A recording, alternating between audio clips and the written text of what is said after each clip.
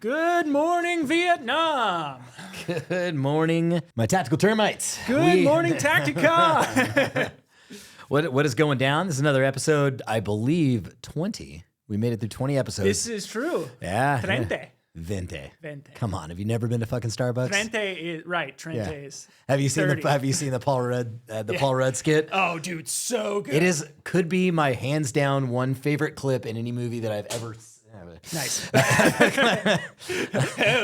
I'm having a stroke. It could be hands down one of my favorite clips that I have ever seen. Is Paul Rudd walks into a Starbucks, tries to order a coffee, and he's like, I want a large. She goes, you mean a venti? He goes, no, I mean a large. And she goes, no, a venti is a large. He goes, no, venti is 20. A grande is large in Spanish. Venti is 20 in Italian. A grande is large in Spanish. And a small is small. Congratulations. You're an idiot in three languages. You're a dumbass in three languages. So good. It's so fucking good. Anyway, Venti, episode 20. Episode 20. Yes, Which Venti. is cool. Yeah, Right on. super exciting. I saw a little stat out there little stat in case any of you guys ever think about doing a podcast. That stands for statistics. It is short for statistics. Yes. I found that out right after I found out about Venti being 20. So yeah, a fun little fact, a fun fact of the day, a little FFOTD, if you will, or if you won't, or if you do, or if you don't. A 20th episode of a podcast means you're in the top 90th percentile for people who have actually made it to the 20th podcast. It doesn't mean your podcasts are any good. It doesn't mean we're fucking cool. No, or this we're is good. trash. Yeah, this is absolute fucking We're garbage. But what it means is that over 90% of people give up before the 20th podcast. So if you just keep going and you want to be the top 10% of anything in your life, just make 20 podcasts, even if they're fucking terrible. Dude. And you could be in the top 10% too. We're winners. We're winners. I'll take we're that. fucking winning. Yeah. Yeah, today's podcast. Watch out, Joe man. Rogan. We're coming for you, dude. Yeah, we're coming for you, dude. Coming for you, bro. There's like fucking 50 million views per episode. Yeah. I think we have like 2,000. Hey, I cherish every single one. I of you do. bastards. That's the beauty of it, is the fact that like when we get a couple thousand views, believe me, like I look at it like this, man. Like get 2,000 people in a fucking room. Right? Get even like, look, do a podcast. If you guys end up doing any sort of social media or any podcast. If you do social media, I if feel you like do that's social media in general, like it's a good benchmark, because like, think about it like this, man. You get 400 views. Most people by today's standards would say 400 views isn't a lot. Right. Put 400 people in a fucking room. Right. Go talk in front of 400 people. 400 people, I'll give it to you this. A large graduating class at a high school is like 400 people. Yeah. Right? And there's a lot of fucking kids there graduating. Right. That's the way I look at it. Like my graduating class, I think it was like 450 kids. Yeah. And then you get up to there's a lot of fucking people there. You get that many eyeballs on a video. It's like, dude, like that's not nothing. Like there's a lot of fucking people watching. Yeah. Yeah. That's a lot. Yeah, it really is. So do your best and like, give people what they fucking want and don't be a dick and all the other stuff. Yeah. Slightly going off on that for just a little thing. Yeah. If you guys, if you guys are getting into content creation, you're feeling down in the dumps and it's getting hard, just remember this. This is the key. Ready? Just do what you like and enjoy what you do. That's it. Yeah. Don't worry about anything else. There you go. And love yourself. And love yourself. No. Take criticism, but do what you like. Oh, and actually there was a doctor that told me something one time. Just once? Talking about slumps.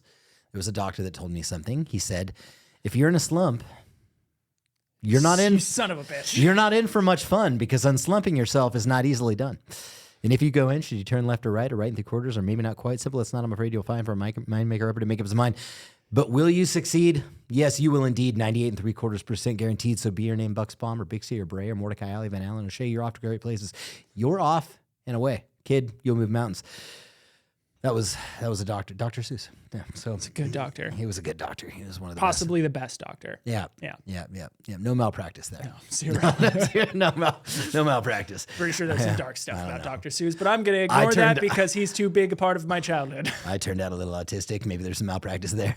Maybe I read too much Dr. Seuss. A little too much Dr. Seuss. I can't get you out of my mind, and now I just fucking circling in there. Vomit you all over podcasts anytime I fucking talk. It's okay. If you don't know who Dr. Seuss is and you're a little bit younger, that's because they've canceled half of his shit out of half of his books. Yeah. Do you remember when that whole charade was going on? If you guys don't know. I do, and I believe I completely checked out because it was either A, burn down the world, or C, go on with my life. Yeah. There was no B. It was just A or C. Yeah, I'm gonna look up a couple of them here. This is really interesting if you don't know about Dr. Seuss and how cancel culture canceled many of his books. I don't know if they canceled whole books or if they had to change them or edit them, but I know they actually did pull full books out of the library at elementary schools and out of public libraries, and then replaced it with pornography. Yeah, I wouldn't be surprised. I've seen some of the stuff that they put in these schools. It's fucked up. The canceled books include, and to think that I saw it on Mulberry Street if I ran the zoo. Mulberry Street? McElligot's Cool, yep. On Beyond the Zebra, Scrambled Eggs Super, and The Cat's Quizzer. So there was, I remember, I'll give you guys something specific, a reason why they canceled one of the books. There was an Asian man eating noodles. Yeah. So Dr. Seuss had depicted an Asian man eating what would be considered to be probably one of the most prominent meals in Asia. And apparently that was racist because we are stereotyping Asian people. Show me a noodle house that is not owned by Asians. No, dude, it's like, what the? Spaghetti factory. Okay. Gotcha. Yahtzee bitch. Let me Yahtzee bitch. Let me narrow that down. A ramen house. Oh, yeah. Yeah. Yeah. Yeah. Yeah, a ramen house. Just noodles are part of the culture. It's completely part of the culture. So yeah, there was an Asian dude that was eating culture. So here I'm offended. Yeah, there's some actual prime examples. What was this racist one? I don't even know. It's a guy from maybe a Turkish guy riding an elephant. Okay. Yeah, because they do that. Fun fact: if you go over into that region of the world near Turkey, India, they ride elephants. Yeah, I've seen it. I can't. Here we go. This is one of them. This is what got Mulberry Street canceled. Say anyone could think of that. Jack or Fred or Joe or Nat. Say even Jane could think of that. But isn't too late to make one little change: a sleigh and an elephant. Yeah, that's something strange. I'll pick one of plenty of power and size, a blue one with plenty of fun in his eyes. And then, just to give him a little more tone, have Raja with rubies perched high on a throne. That's what did it. I think that was the nail in the coffin. Have Raja with rubies. So they're clearly making an Indian reference, perched high on the throne. So this Indian man is riding on an elephant, high on a throne. He's well-to-do, doing well for himself, doing something that they do in the culture, which is ride fucking elephants. And they pulled Mulberry Street because of that. I believe Raja means king, doesn't it? I believe it does. Yeah, I believe it does. As a matter of fact, I should probably know that because my wife is full-blown Punjabi Indian. Yeah, you Gundy. I know, Gundy. Gundy, which is a good save. A Chinese boy who eats with sticks, right? So he's eating noodles with chopsticks, and he's Chinese. Like, the fucking guy didn't say anything. No. You know why it was canceled? Because it wasn't a trans black person eating noodles. Yeah, because they eat noodles too. Why didn't you include them? Right. So this is way too inclusive.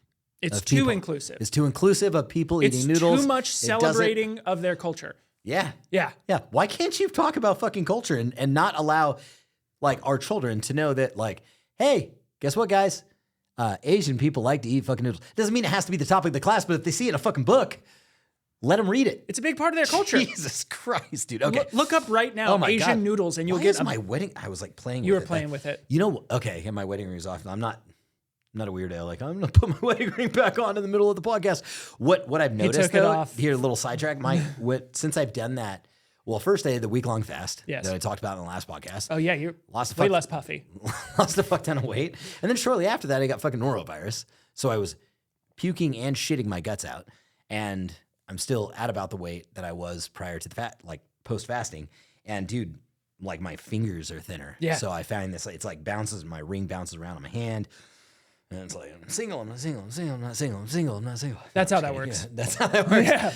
As soon as that rings off, immediate single. Want to see a magic trick? Single. Hello. The segue, you said Gundy butt, which was Gundy interesting. Butt. Yeah. Speaking of Gundys. Well, Gundy butt means in Punjabi, Gundy means a dirty butt. Yeah. And I know that because my wife is Punjabi and she calls my children Gundy and occasionally she calls me Gundy. Speaking of Gundys, there was a reason why I told you guys that. I'll let you do the honors because it's your video that got fucking pulled into that. Go ahead. Hey, it's our video. It is our video. Okay. We work together. If you guys don't know about it, we work together. We work together sometimes. If you guys don't know what the Gundys are, they are like a little award ceremony thing for 2A content creators, gun content creators. GunTubers. Yeah, GunTubers. It's like the Academy Awards right before SHOT Show. Yeah. They issue them right before SHOT Show for GunTubers. Yeah. Yes, and we got nominated for a Gundy for Video of the Year, which is pretty darn cool, which I'm also going to include a link down below, and you should vote for us, which is pretty sweet. Oh, yeah. Yeah. Get in there. Yeah. Yeah, I didn't even think about that. Yeah. Get in there and vote. That'd be great. It would be great. So that's cool. I mean, that the part about it that's cool for me is that not that we're there, right? Not that we're up there, but somebody nominated us. That is cool. That's all. Whether it was part of the community, you guys, or whether it was someone at the Gundys that was like, hey, I've seen these guys. I think this is a really good video. We should do it. And if you want to know what video it is, you're going to have to go to the Gundys website to see it and vote. Yeah. Because you'll see. Yeah. Yeah. Yeah. But I do want to say this, though, because I want you to, are you going to talk about what you're going to say if you get? No. Okay. We're not even going to go there. Okay. That's going to be great. All right. We'll just leave that alone. If you guys want to know, because if I win, you'll find out. You'll find out. And if I don't, we've already talked about the know. acceptance speech. It's going to be fucking fabulous. It's going to be a great acceptance speech. And if you don't win, it's okay. Not winning is okay. Because that's the world we live in now. Listen. Not getting in first place. Let's talk about that for a minute. Listen, is it fucking okay to... I'm here to win. I know. I'm not here to place second or third. Yeah. I'm here to fucking win. So check this out. So my stepdad, really good man. You met him, Richard. Yeah. Beautiful man. Love that man. He's a wholesome dude. He's a wonderful individual. He developed a toolbox, right? For the back of it. He's been a contractor his entire life. He's a commercial contractor. Built this really beautiful toolbox. It is cool. That goes on the back of a truck. Yep. It's patented. He's a wonderful thing. He's done wonderful things with it. It's just he does know how to sell it. So I'm gonna hopefully help him with that. And I realized when I looked at it, as a matter of fact, fun fact about this fucking thing is I looked at it and I was like, man, with some tweaks and some right innovation, we can turn this into the most badass tactical box that would house all ammunition. This thing completely locks up, accessible from the side. That'd be pretty fucking sweet. Dude, you could have multiple rifles inside this fucking thing. Mount it on the back of your fucking truck. Get any firearm you want. You could have your whole gun safe with you at all times in your vehicle. And I'm telling you. And it's not going fucking anywhere. It's not going anywhere because this thing is so secure. He built this thing like a tank because he was so tired of people stealing his fucking tools. Yeah. Right? Most contractors are. Tools get ripped off all the goddamn time. So it is so incredibly secure. And I was like, man, we can actually, maybe you've got the right product for the wrong market, right? Like maybe we can remarket this and so I'm throwing, did you know I've already got it at the paint shop? No shit. Yeah. And we're throwing it on my truck and we're going to make little personality plates inside of it and turn it into a tactical toolbox. And then if it works, we will let you guys know. But the point of me bringing him up, so it doesn't sound like, what the fuck is this rant? Is he took that toolbox. They know what they're getting in for. This is episode 20. He took this to SEMA, and the hat that he wore, it wasn't even a competition, but he wore a hat, and everybody he fucking brought with him wore a hat, and it said, I didn't come here to lose. Yeah. That's so Thought it was fucking gangster. Yeah, I didn't come here to lose. I didn't come here to lose. Yeah, and he rocks it anytime he goes into try to sell it to like Whitecap or, some other company. Yeah. He'll just walk in with an I didn't come here to lose. Yeah. Like God, came here to make a fucking deal, man. That's it's just such an old school big dick energy, dude. Yeah, it's just old school. Yeah. Old school mentality. Like, hey, dude, I came here to win. Yeah. Because gone are the days of there's winners and losers, man. Like, I can't handle that anymore. There's the mentality of we all need to get there together. No, we don't. Yeah, there's no consolation prizes. Nope. There's no fucking hey, we're all gonna get together. Everybody gets a trophy.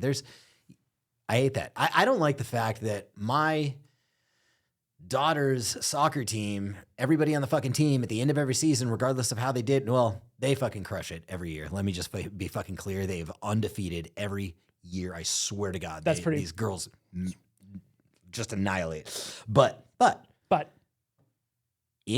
on all teams, regardless of the team, they all get fucking trophies. That's stupid. You didn't win. You shouldn't get a fucking trophy. No. You didn't win. No. You should get a bag of shit that you have to carry around for the next fucking year to remind yourself why you didn't win. You should get a loser trophy for your team. Congratulations, you lost. It's just a big L. Yeah, it's just a big L. No, it's brown. It's not bronze. It's not gold. It's not silver. Giving somebody positive reinforcement for doing bad Yeah. does not help anyone. No. And positive reinforcement is a wonderful thing when the things that are done right are done right. And there's nothing wrong at the end of every season to go, listen, here's all the things you guys did really good, but here's the reason why we didn't win a championship this year. Right. I'm not saying you need to belittle them and beat down these children, just like, you suck, but Fucking suck. you suck, little kid. But no, but telling them that they did just as good is not true.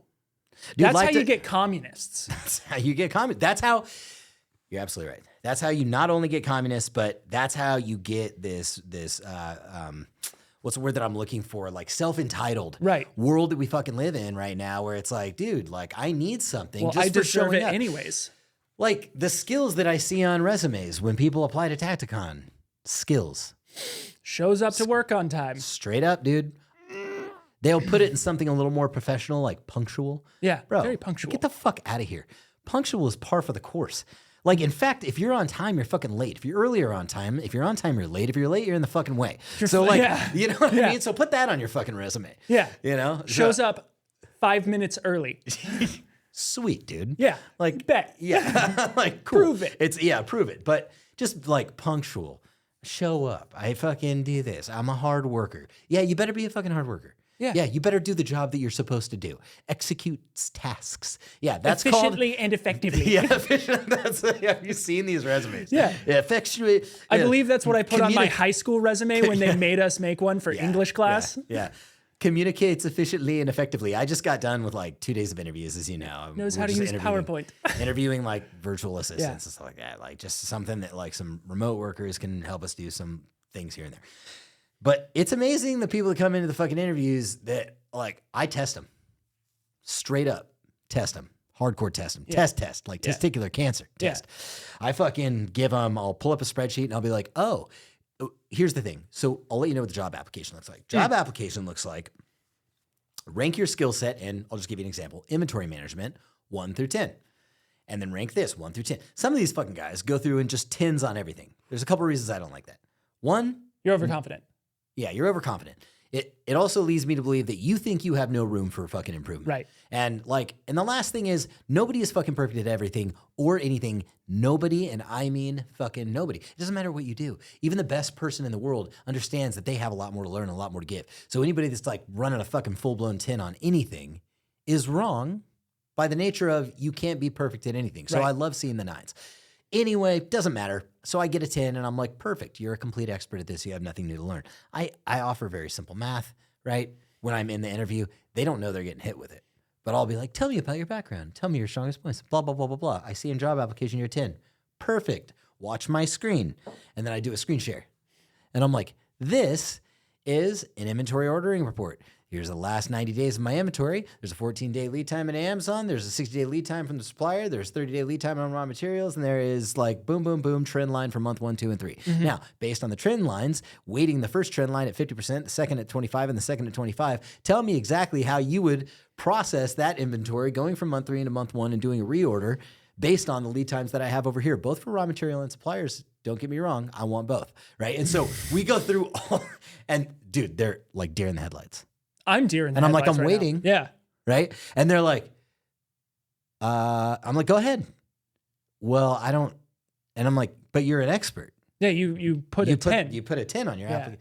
Oh, you thought I was just going to fucking hire you and give you top dollar. And like, you know what I mean? Yeah. I guess the moral of the story is it is so good on a resume for coming from an employer standpoint. When I read thousands of these a year, right?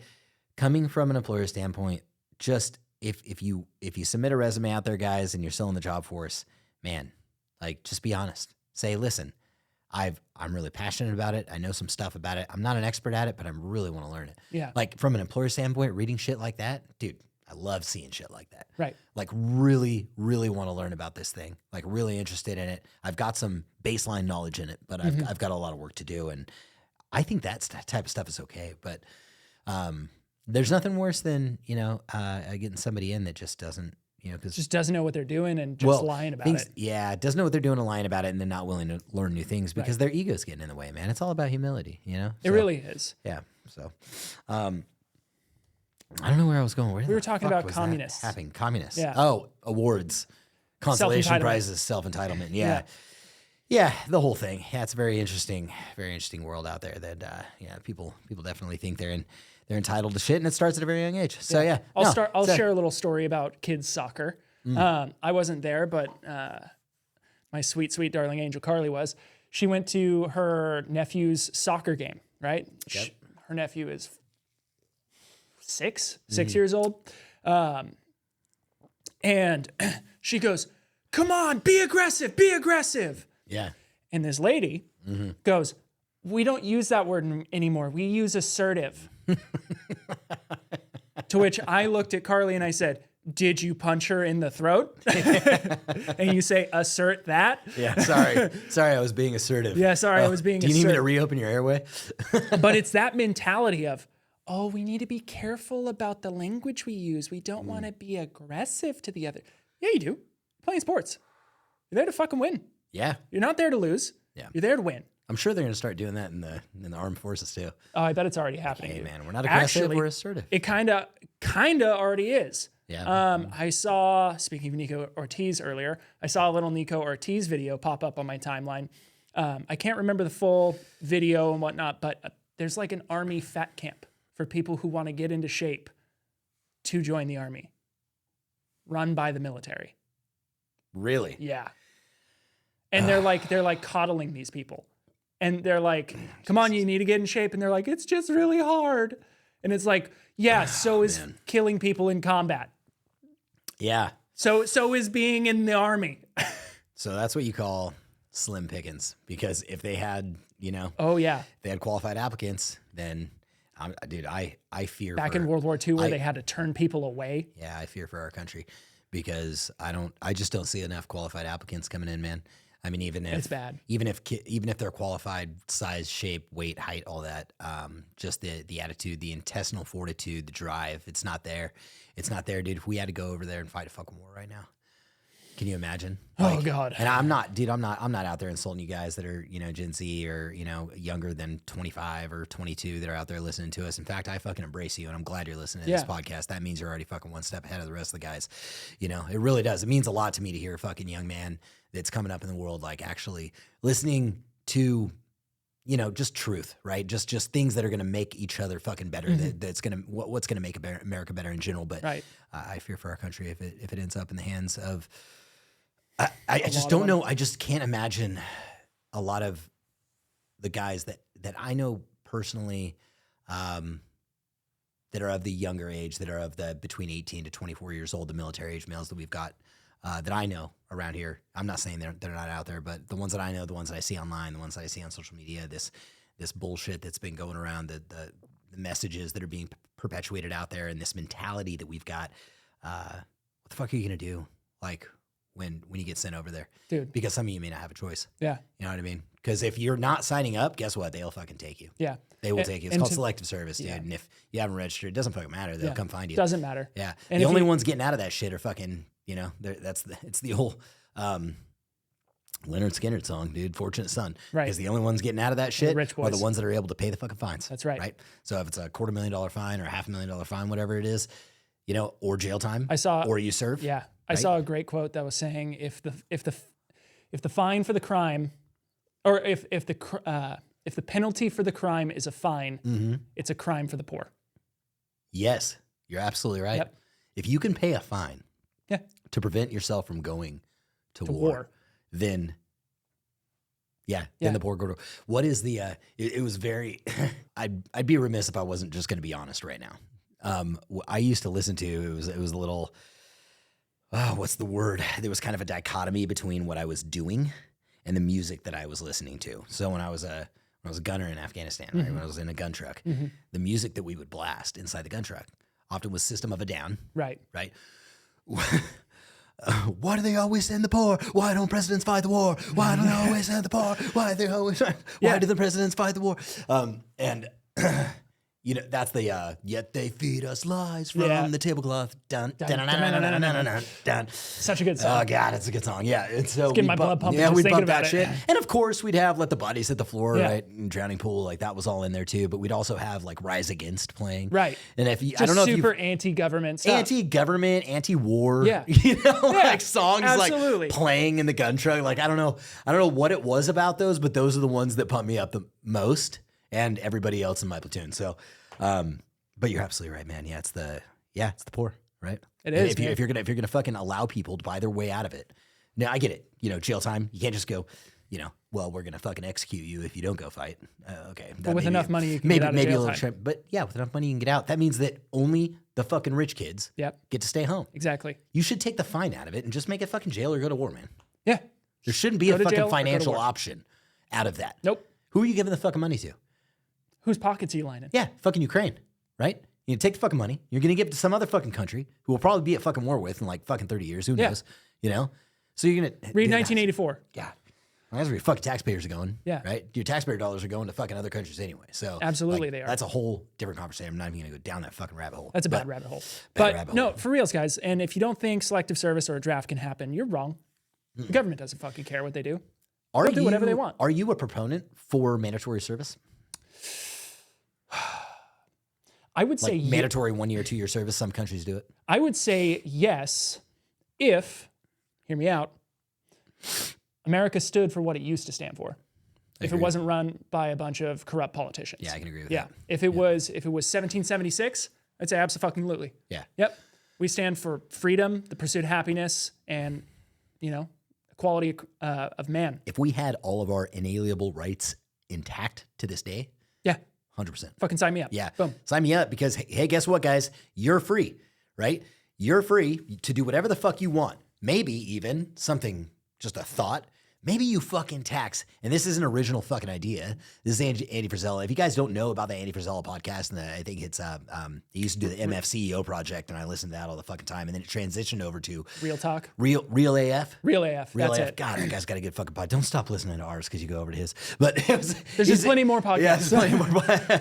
But man, he says he's just got a really good vision, and one of the things that he really pushes for, that the second I heard it, I was like, man, that's fucking brilliant, is a 10% tax. Flat tax. Flat tax. 10%. I Everyone. don't give a fuck who you are. Yeah. If you're poor, if you're fucking rich, there's no getting out of it. Yeah. You just gotta pay it. You can't finagle your way out of the taxes. These fucking multi-billion-dollar fucking corporations paying 0% in taxes because fucking Jeff Bezos wanted to take 100% of his fucking wealth and then invest it into like Blue Origin, and so he doesn't have to pay taxes Right. on a goddamn thing. No. Fuck you. If you made money, 10% across the board. Not 30% for the fucking middle class and 50% for the fucking upper class and 20% for the lower class. No, just 10% for fucking everybody. This whole country would get out of the deficit that it's in. We would stop being owned by other countries in debt to China and everybody else. And we'd be able to, for once, be able to afford everything that we could possibly want to afford out of every single fucking. But can you imagine making $5,000 a month, being able to keep $4,500? Oh my God. Do the math. I've listened to this get broken down, and I went down a little rabbit hole of like, Yeah, he's thought the this concept. The concept was not his originally, but he perpetuated it. And then there's plenty of talk about it online, right? He got it from somewhere. Who got it from somewhere? But No thought is original at this point. no thought it was original. But it's been worked out. The numbers have worked out. Yeah. Have been worked out. If you guys look it up and go, feel free to go look it up. It's amazing what it would do for our country if there was just a fucking 10% flat tax and everybody paid it. I don't care who you are. We'd be fucking thriving. Yeah. You want to talk about like, oh, it's a fucking 1%. Everybody's mad at the 1%. Everybody's mad at the fucking people making a lot of money. Well, guess what, dude? They fucking didn't wake up like that. Yeah. Yeah. They worked. Yeah. They worked hard. They worked hard. Yeah. And they worked the system that the government had them do. Have you seen the fucking Trump quote? It was, or not the Trump. It wasn't the Trump quote. It was a Trump quote, but it was. I've seen Trump talk It was about. Cat Williams, I think. Was it Cat? I think it was Cat Williams.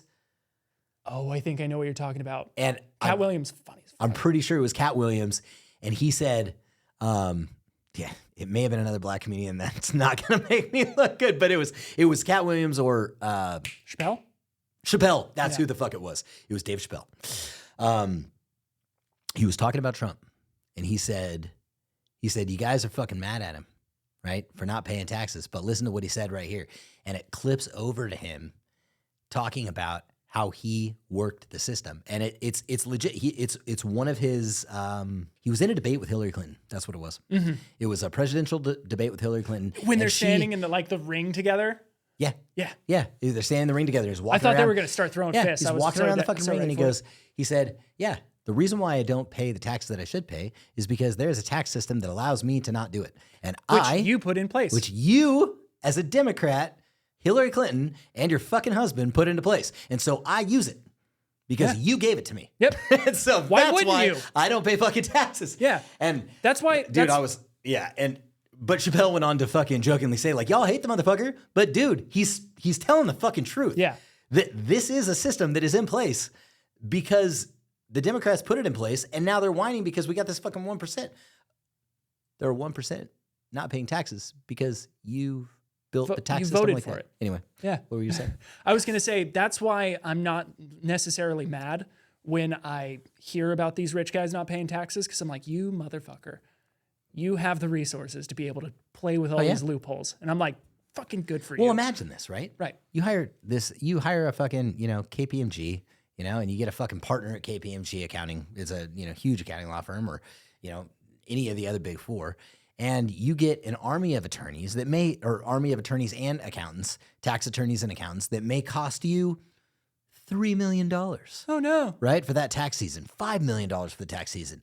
But they're going to guarantee that they can save you $200 million. Right. Well, I'd say, hey, okay, that's a pretty good investment. That's a good investment right there. Yeah. These guys know their way around the system. That's why they make a fuck ton of money. And that's why the agencies that can afford these guys that know the loopholes and know how to tie them, know their way through them and how to navigate them.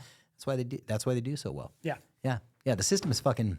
It's rigged. Not rigged in the fucking favor of the people that are working hard. It's not rigged in the favor of the fucking middle class. If it was rigged in the favor of the fucking middle class, it would just be, and the thing is like, why the fuck, if everybody wants everything to be equal, right? If we want everybody to pay their fair share, then pay the fair share. A fair share would be the same percentage of your fucking income across the entire fucking board. Yeah. Yeah. Yeah. Not the more you make, the more you take. Why the fuck do I get to make twice as much money, but I ended up paying enough taxes to put me down into the tax bracket is the guy that makes half as much money as me? I just got taxed back down into his fucking bracket. You just got taxed down a bracket. Yeah, what the fuck is that? It's bullshit. There's no incentive, dude. No, there isn't. There's no fucking incentive to do anything or work hard anymore, dude. I mean, if it weren't for the sheer fact that I'm completely unemployable, I wouldn't even fucking work for myself. Right. Yeah, I wouldn't hire you. Yeah, no, I fucking wouldn't hire me. Yeah, I'm a fucking terrible employee. Like, I know that. I know if I worked for anybody in this fucking agency, they would have fucking canned me a long time. The only reason I'm still here is because they can't. Yeah. It's because you can't fucking fire me. Can't fucking fire me. The only people that can fire me are the fucking customers. Yeah. They haven't fired me yet, so don't do it. Come on, don't you do it. Don't do it. Yeah, I'm completely fucking unemployed. No, it's a brilliant idea, though. Why not? Why not just 10% across the board? You can't fucking get out of it. Boom. There it is. It's so simple. It's so simple. Yeah, and then guess how many tax agents they could have?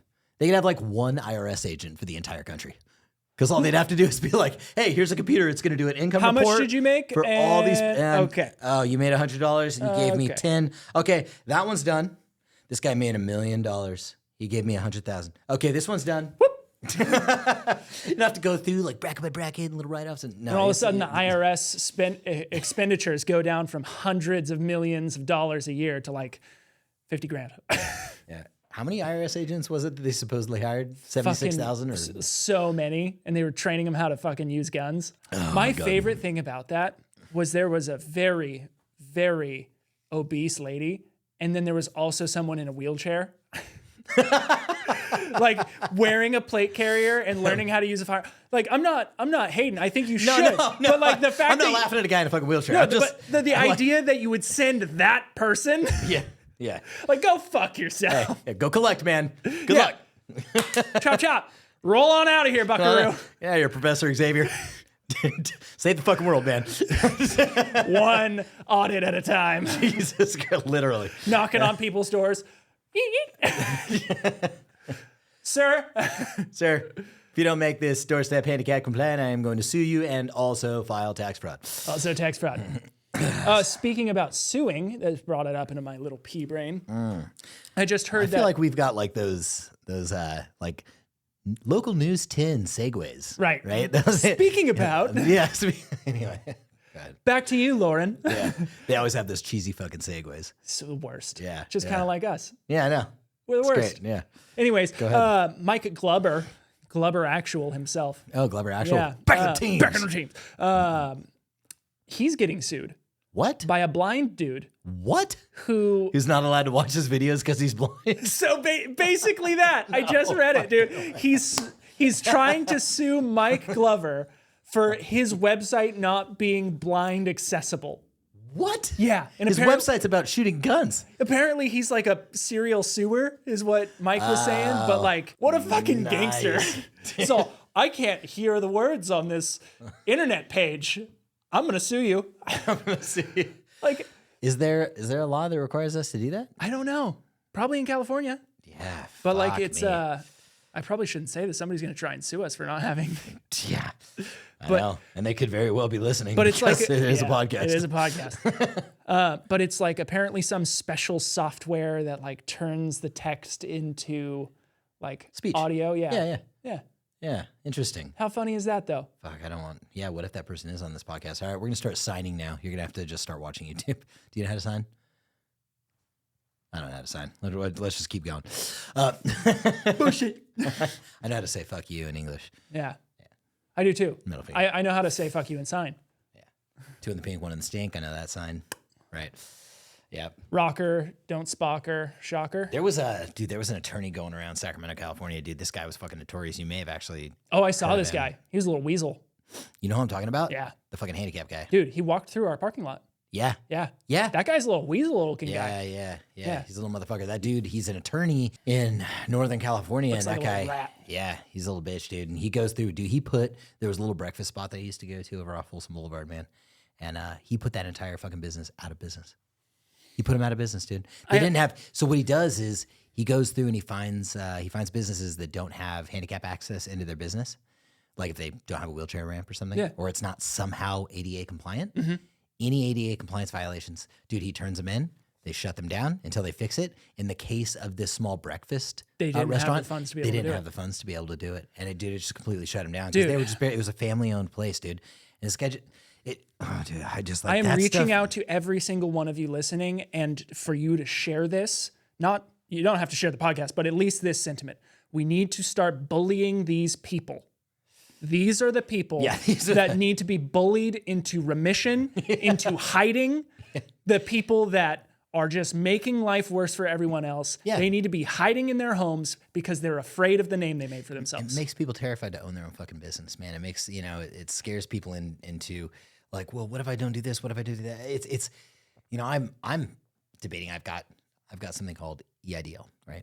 And it's an employee liability insurance. It's basically like if you wrongfully terminate, if you sexually harass somebody and they turn around and they sue you, the insurance is supposed to bring in their fucking army of attorneys and protect you.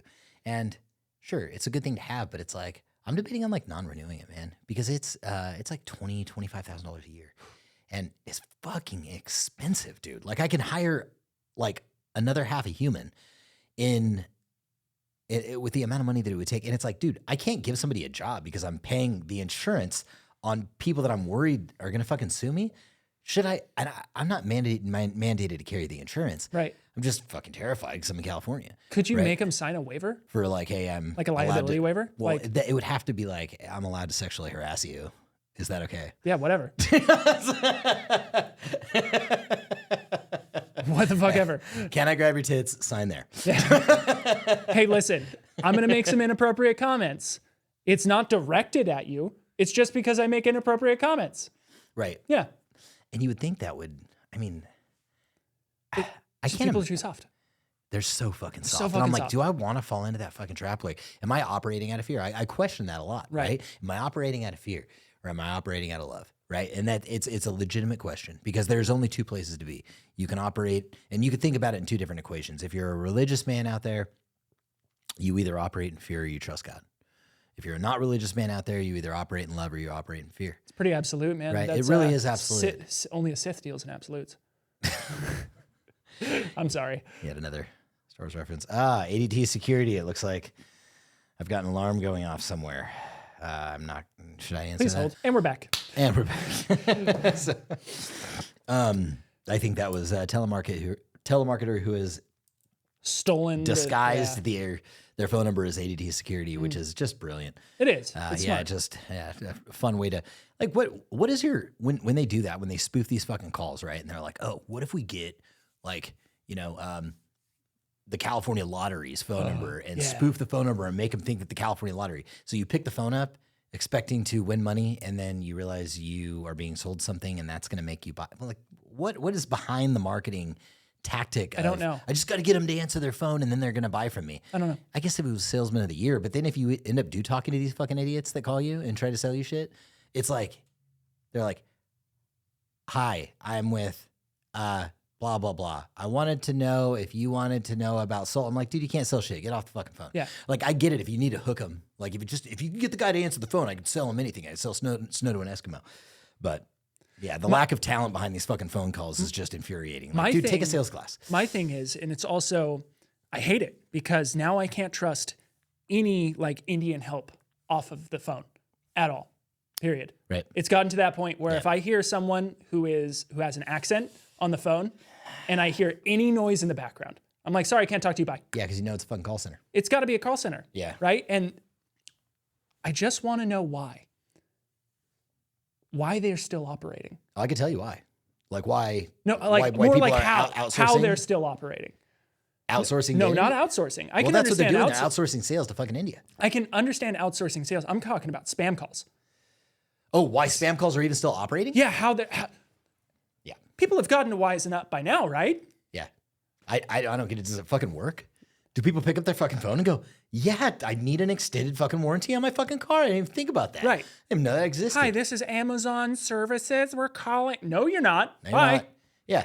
Yeah, Amazon Services. And it is. They're like Amazon Services and Co., comma, LLC. Dude. But they make you think they're from Amazon. Yeah. They make you think they're from the company. They just include another company name in that fucking company. It's crazy. It's like, I will. people have to fall for it. It has to fucking work. It has to work. Or they wouldn't be do doing it. They wouldn't be doing it. They would have closed their doors a long fucking time ago. Anytime I get a call like that, whether it's like from my bank or something like that, and whether it's an automated voice that starts or whether it's someone that starts, I'll always hang up and then call my bank or then call. You know what I mean? Right. Oh yeah. I never give information over the phone. But what's even more fun, I've watched you fuck with those guys. And call you. Dude. Yeah, it's fun to fuck That with was those dudes. so much fun. It was. Yeah. So for those who don't know, I went to India for a month with my girlfriend and I learned a lot about the culture. It was really, really fun. Delicious food. Such good food. But anyways, so I learned a lot about their religion and culture. And so now anytime I get these Indian call centers trying to scam me, I go off. So a lot of the times I'll answer by saying namaste. But if I don't do that, I'll answer hello and start talking to them. And I'll be like, Krishna is not very happy with what you're doing. And your karma is not going to look good on this. You're going to reincarnate as an ant. And it's not going to be good for you. It's not going to be good for you. Yeah. I've, they call and they waste my time. They get mad. They get so mad. They get pissed. It's not like, what's interesting about that is like, you'll find, fuck you, bitch. Yeah, they will. Fuck you, bloody. They will. Yeah. Dude, they get fucking angry, dude. You start fucking with them like, why are you wasting my time? I'm just trying to sell you something. Why are you wasting my time, man? Yeah. Like, you're not wasting my time, dude. You're calling me in the middle of a fucking workday, man. He's all, fuck you. Yeah, it's fuck you. I know. They get fucking angry. Dude, I've fucked with them plenty of times, dude. I'm like, yeah, tell me more. Tell me more. I think my favorite interaction with one of them was this dude called and he said his name was some super white name like Phil. He's like, hello, my name is Phil. And I said, your name's not Phil. Don't fucking lie to me. And he goes, you got me. And I was like, so how's your day? He's all, he's pretty good. How's yours? I was like, you know what? You have a good one. Stop doing what you're doing. Yeah, stop doing what you're doing. Stop blowing my phone up. Yeah. But the conversation stemmed from love and fear, right? Yes. So you're operating out of love or you're operating out of fear. And that's kind of where I feel like I'm operating. Sometimes I've got to check myself and you've got to take that kind of internal, I have to take that internal look and say, why am I making this fucking decision? Right. Am I doing it because I'm fucking scared? Or am I doing it because I care? Like, am I doing it because I'm trying, it's the betterment of the company? And that, if we're talking about specifically that employee insurance that I was just telling you about, it's a double-edged sword because it's like, well, I do it to protect the business and the livelihood of everybody that's in it. Right. Because if somebody does get cross and decide that they want to fucking come after us for God knows what, and it affects the business and its finances. God forbid I may have to lay more people off because I have to pay this, settlement out.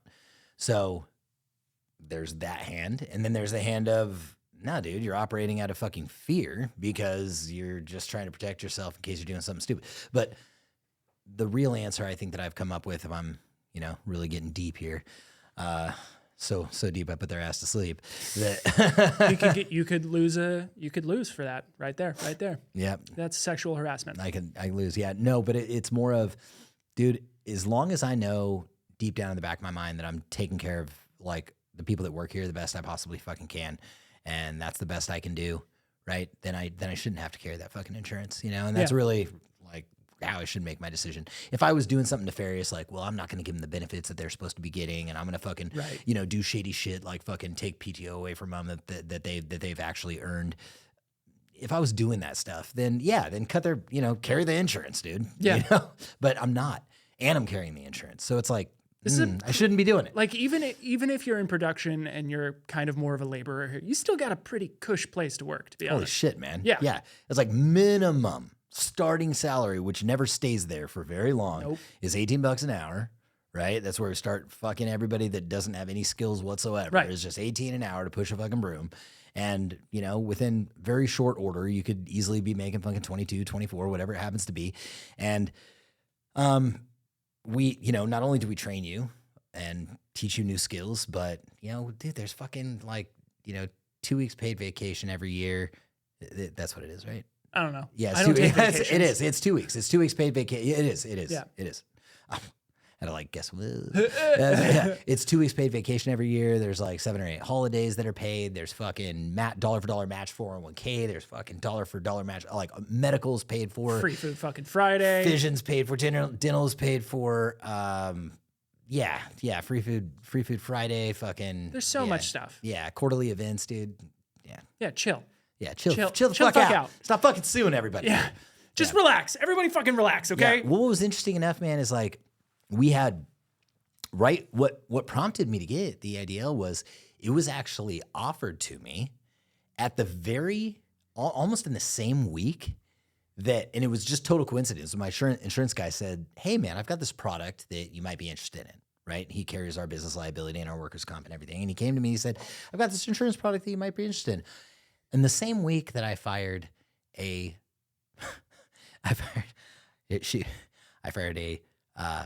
pregnant lady with COVID and her husband. I know what you're talking about. Yeah, and you know who I'm talking about. Yeah. Okay, so I didn't fire her because kind of panic. I did not fire her because she was pregnant, and I did not fire her because she had COVID. But you fired her because of no call, no shows. There were no call, no shows. She had stacked up a massive amount of points, multiple fucking write-ups. The docket was there. Yeah. Right? The paper trail was there, and this was the final straw. And man, it didn't look good. On paper, it didn't look good. And what's worse, dude, her father is a partner in the biggest employment law firm in Northern California. Oh my Lord. Yes. And we immediately received correspondence from him after that was done. And I was like, a wrongful termination? But yeah, a wrongful termination. And I was like, oh shit, here we go. But we had all of our T's crossed and our I's dotted and done. We did everything we were supposed to do, right? And it was legitimately her fault that she had lost her job. Yeah. It was not any intention of me to fire somebody with that had those things happening. It wasn't because of those things. It was actually no call, no shows. It was all the other shit. You give plenty of opportunities. Plenty of opportunities. So essentially that's what happened. And so there was some negotiation back and forth, no settlement or anything like that. But it was more of look, let us take care of your fucking healthcare, until you get on, another healthcare, which I would have done anyway if she would have just asked, hey, I need, some help with healthcare. I would have been like, yeah, absolutely. Dude, I do that all the fucking time. Yeah. But coming at me with a lawsuit. So it scared me into submission in doing that. Right. And I was like, look, I need this. But our CFO actually brought up a really good point. He's like, man, if you've got HR and you're doing everything you're supposed to be fucking doing, there's no reason to be fucking terrified if somebody's going to come back at you. I was like, yeah, it's a good point. Yeah, it's a good point. So, yeah. Yeah, well, enough about that. So, on the topic of soft people and doing things out of fear, okay, let's talk about Elon Musk. Oh my God, yeah, Fucking big dick swinger. Big dick swinger. We're gonna play it so that we're not talking and putting anything out of context. You are gonna clip in. I'll put it in right now. We're gonna clip in this video right now. Apology tour, if you will. That this had been said online. There was all of the criticism. There was advertisers leaving. We talked to Bob Iger today. I hope they stop. You hope? Don't advertise. You don't want them to advertise? No. What do you mean? If somebody's going to try to blackmail me with advertising, blackmail me with money, go fuck yourself. But Go fuck yourself. Is that clear? I hope it is. Hey, Bob, if you're in the audience. well, let me ask you then. That's how I feel. Very nice. That was a great clip. Wasn't that so much fun? But it was that is amazing. Like, I am not beholden to anybody. You don't fucking own me. You can't own me. Yeah. Go fuck yourself. Yeah. Did you hear me? Is that clear? Is that clear? Is that clear? Yeah. You cannot. And that's another thing I had brought up. He's got the tism for sure, but Yeah. how he's going like this? I brought up. Don't do it. Don't do it. Don't do it. Don't do it. I brought up Real AF a little bit ago with Andy Frizzell on that podcast. That's what he touts. Like, every time he starts his podcast, he goes, we don't take endorsements or advertisements because we don't want other people telling me what we can and can't say on this fucking podcast. Yeah. And I'm like, yeah. Fucking A. Yeah, that's fucking right, dude, because that's exactly what happens. People get owned and beholden to the people who are paying the money. Like, they're just terrified that they're going to get fucking canceled. Well, we can't represent it. Now, it's also in the defense of the companies that are paying those people to do the thing. You have to understand, and people have to understand that on the flip side of fucking Elon Musk's coin, it are the advertisers, okay? Right. And there are advertisers that may not want to be affiliated with somebody doing some crazy shit. Now, we should be allowed to talk about whatever we want to talk about and speak our opinion, but sometimes people cross the fucking line, right? And so That they do.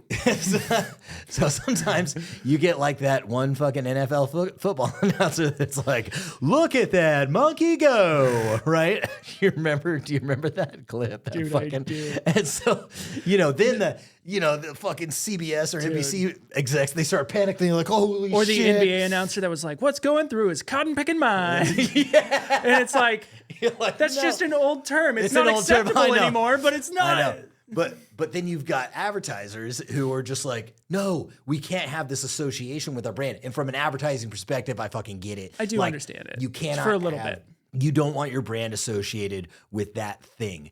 But when it's like, look, I've just got a mindset of like, I support firearms and I support the Second Amendment and I support and I should be allowed to say that I'm going to call you whatever the fuck I want to call you, not because you identify. It's because you look like a fucking dude and you sound like a fucking dude, and I'm not going to call you anything but fucking sir. Yeah. Sorry, right? I can't. I'm going to go around asking people, what are your chromosomes? Yeah, then it starts getting out of control because then you're like, fucking Cottonelle, baby wipes. They won't, or it's fucking toilet Stupid. paper company won't endorse us anymore because I won't identify with you as a female when you're actually a fucking dude. Yeah. And that's where it gets fucking crazy. Like, that's all the shit that I don't agree with. That it's like, that's where you start talking about individual freedoms and those being compromised. But then people won't do it. They'll be like, yeah. We'll definitely pander that. We'll definitely make sure that we mind everybody's pronouns in this, in this podcast, because I know that that's important to the advertisers. Yeah, that it's at those points in time where I say, fuck that, dude. It's not, it'd be one thing if we had to mind the pronouns of those who were being affected and afflicted. If there was a decade in time where we took people of different pronouns in the United States and we fucking tortured them and enslaved them and put them through some shit, and then maybe, I don't fucking know, if that were the case, I'm going way hypothetical right now, but if they were all completely banned from owning businesses and they were banned from getting jobs and they were banned from doing this and they worked on our farms for free, and then one day we had to make reparations in their lifetime, not their fucking fourth generation's lifetime. I'm talking about in their lifetime, and say, all right, man, while you're still alive, we really kind of fucked up. We shouldn't have done that. We shouldn't have killed all you guys because of your pronouns, right? We'll just call you by your fucking name because we fucked up, and that's going to be our way of saying sorry. Maybe in that crazy hypothetical situation, that could be okay. Outside of that, barring that, but that is not what happened. That is not the situation that we're in. No. These people just stood up and they were like, hey, I'm a dude, but you're going to call me ma'am. Yeah.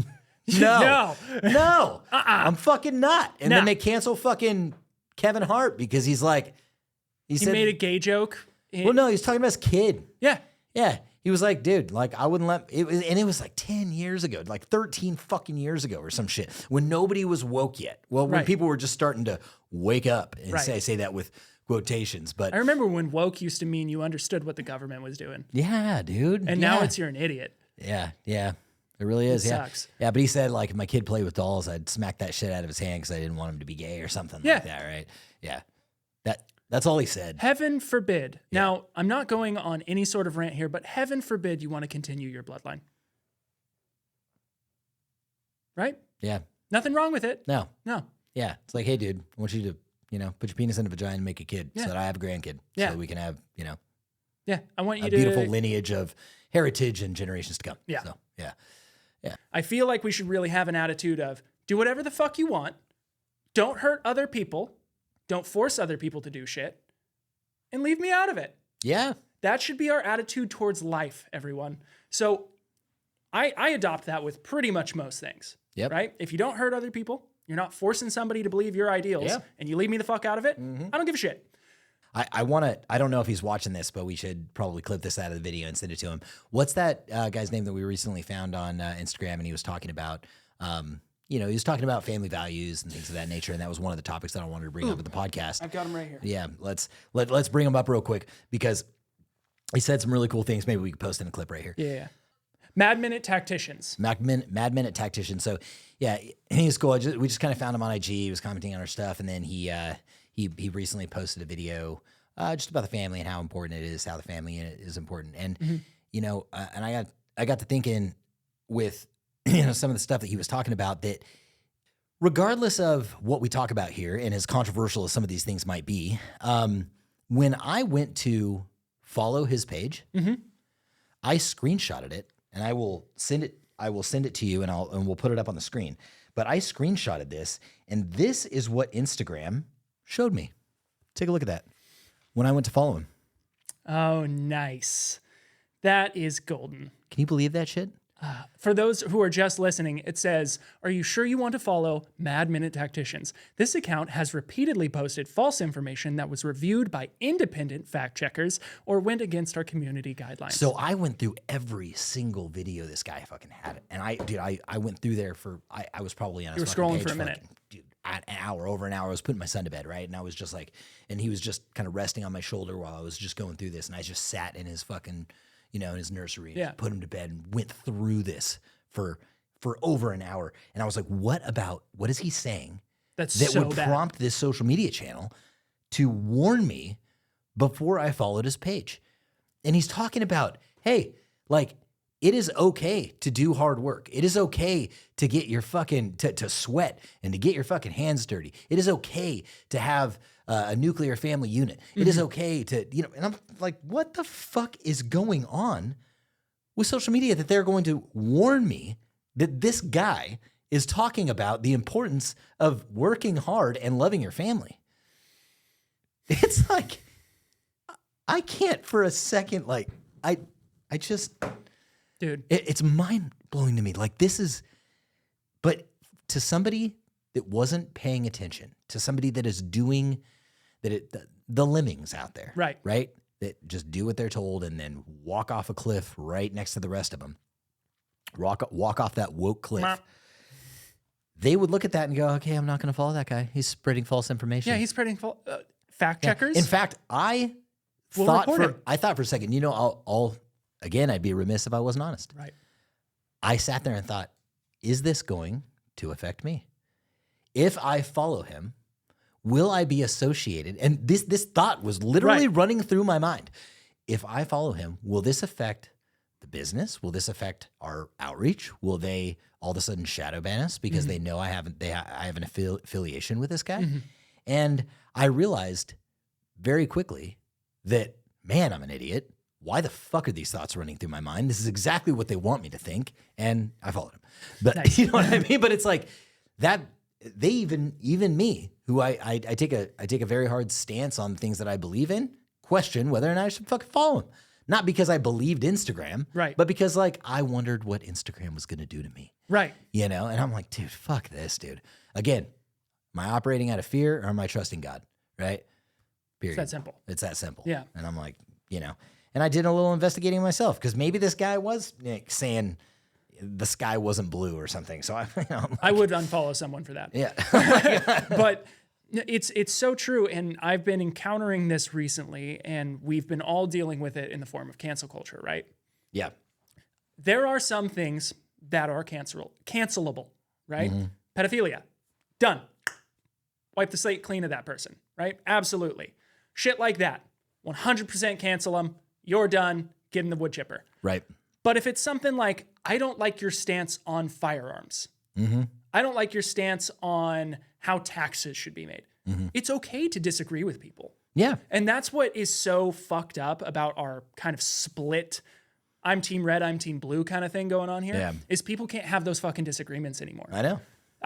They're like, oh, you identify as like a socialist. You have socialist. We can't be friends. We can't talk. Nope. I know. And it's like, well, there might be an idea that's pretty good. Maybe. Not saying there is, but there might be. There might be a good idea on the liberal side of things. There might be a good idea on the Republican side. There's good ideas everywhere. Right. You can't say it's wrong. Right. And you can't say that this is not a fact. Right. Because most things, like there are facts. There Yes. are absolute facts. Like the sky is blue. The sky is blue. Like if you're biologically born a man, you're a fucking man. That is a fact. If your chromosomes say male, If you've got a Y chromosome, you're a fucking dude. Yeah. Right? That's a fact. It's kind of as clear as simple. day. Yeah. It's absolutely a fact. But Trust when the we're science. talking, but there are things that are subjective. Those things can come in politically. And I'll tell you one thing that is subjective, right?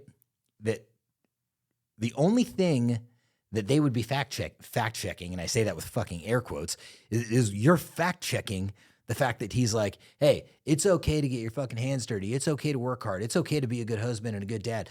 All right. So if that's the message that he's pushing, again, subjective. Maybe it's not okay. Maybe the opposing stance is, hey, this is the age of technology. You need to go to school and not work. Leave that to the plebes, you know, leave leave it to the plebs. Leave it to the plebs. You need to go to school. You need to get an education. You need to never swing a hammer in your entire life. Okay, subjective. That's your opinion. I don't fucking agree with it. Is that a fact? Nah. You're gonna have soft hands. Is his a fact? Nah, not really. It's more subjective. It's his opinion. But there was no, how can you fact check that? You can't fact check that. It's a fucking opinion. It's his stance. It's his way of life. And it enrages me that I could, you know, It's like that I could pop on and see something like that. It's like all the COVID fact checks. Whenever somebody would just mention the word, Oh yeah. right? I would watch a video that the person would just simply say something along this lines. I'm not sure if I want to get the COVID shot. That's it. Oh yeah. Right? That would be the entire video. Oh yeah. And it would say, this is false. Learn vaccine information here. Boom. Yeah. Yeah. And it's like, how can you say that someone's opinion, that they're just unsure about an action in their life, Yeah. is false? And how can you say that you should get a fucking vaccine when there's not been enough time to truly see whether or not A, it fucking works, or B, The side effects? that it's going to kill you, which I think it's all coming out now that everybody's fucking dying of fucking heart disease. Uh-oh. Right? Yeah. So that in and of itself is, I don't know. I mean, we all know that was a fucking crime. Forcing people Just to to get wrap fucking it all jabbed. around, good ideas don't have to be forced on people. They don't have to be forced on people, man. No. They don't. No, you just fucking let them ride. Yep. You know. Well, on a brighter side, I did want to talk about a couple things that we were doing here at Tacticon. Just a couple cool things that were. No, I don't. Not yet. No, I don't. Not Not yet. yet, he said. Not yet. Not yet. I want I want to go back a little bit to A hop skip or a hop skip and a jump? hop, skip, and a jump to Elon Musk's comment. Yeah, go fuck yourself. Yeah, one thing that I forgot to mention while we were talking about that is why Twitter is a beautiful place. So if you guys are not on Twitter, get on Twitter. And X, formerly known as Twitter. Formerly known as Twitter. X, formerly known as Twitter, which is never. It's not going to take until this generation dies out and the new generation. Yeah, comes it's always going to be Twitter. It's Sorry, always going to Elon. be Twitter. Yeah, nice try. That's in a bad form, but Weird, it's all weird good. rebrand. Yeah, weird. weird. But whatever. But what is great about Twitter is exactly what he said about, I don't give a fuck who you are and what you're about. I am going to allow you to speak your mind on my platform and fuck the advertisers that won't do business with us.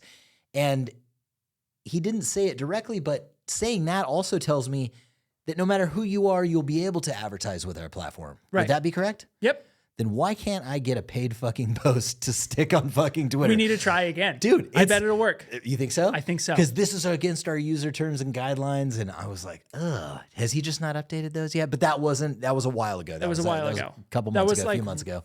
I feel like we tried to do that right after he got Twitter. I think so. Yeah, Yeah, it so- may not have been enough time. We'll try. Yeah, we'll I'll try try. again. Yeah. We've got more standing now too. Yeah. Like we've got way more followers. We've been active. So True. maybe it was just something along those lines. Yeah. Yeah. Who knows? Yeah, but yeah, I was a little sad to see that. I was like, man, I thought this was a fucking free platform. But what is cool? Have you ever gone on? Okay, go ahead. What were you gonna say? Have you ever gone on Truth, the Truth app? Did you? What's that? The Truth app was Donald Trump's app. No, I didn't go on that. No. It was, dude, the Truth app. I went on it. As a matter of fact, I may still have it on my phone. I went to check it out, so I signed up, and I was like, what is this? This is great. This is True social media is right here. So, Who's on that? Donald Trump and Donald Trump Jr.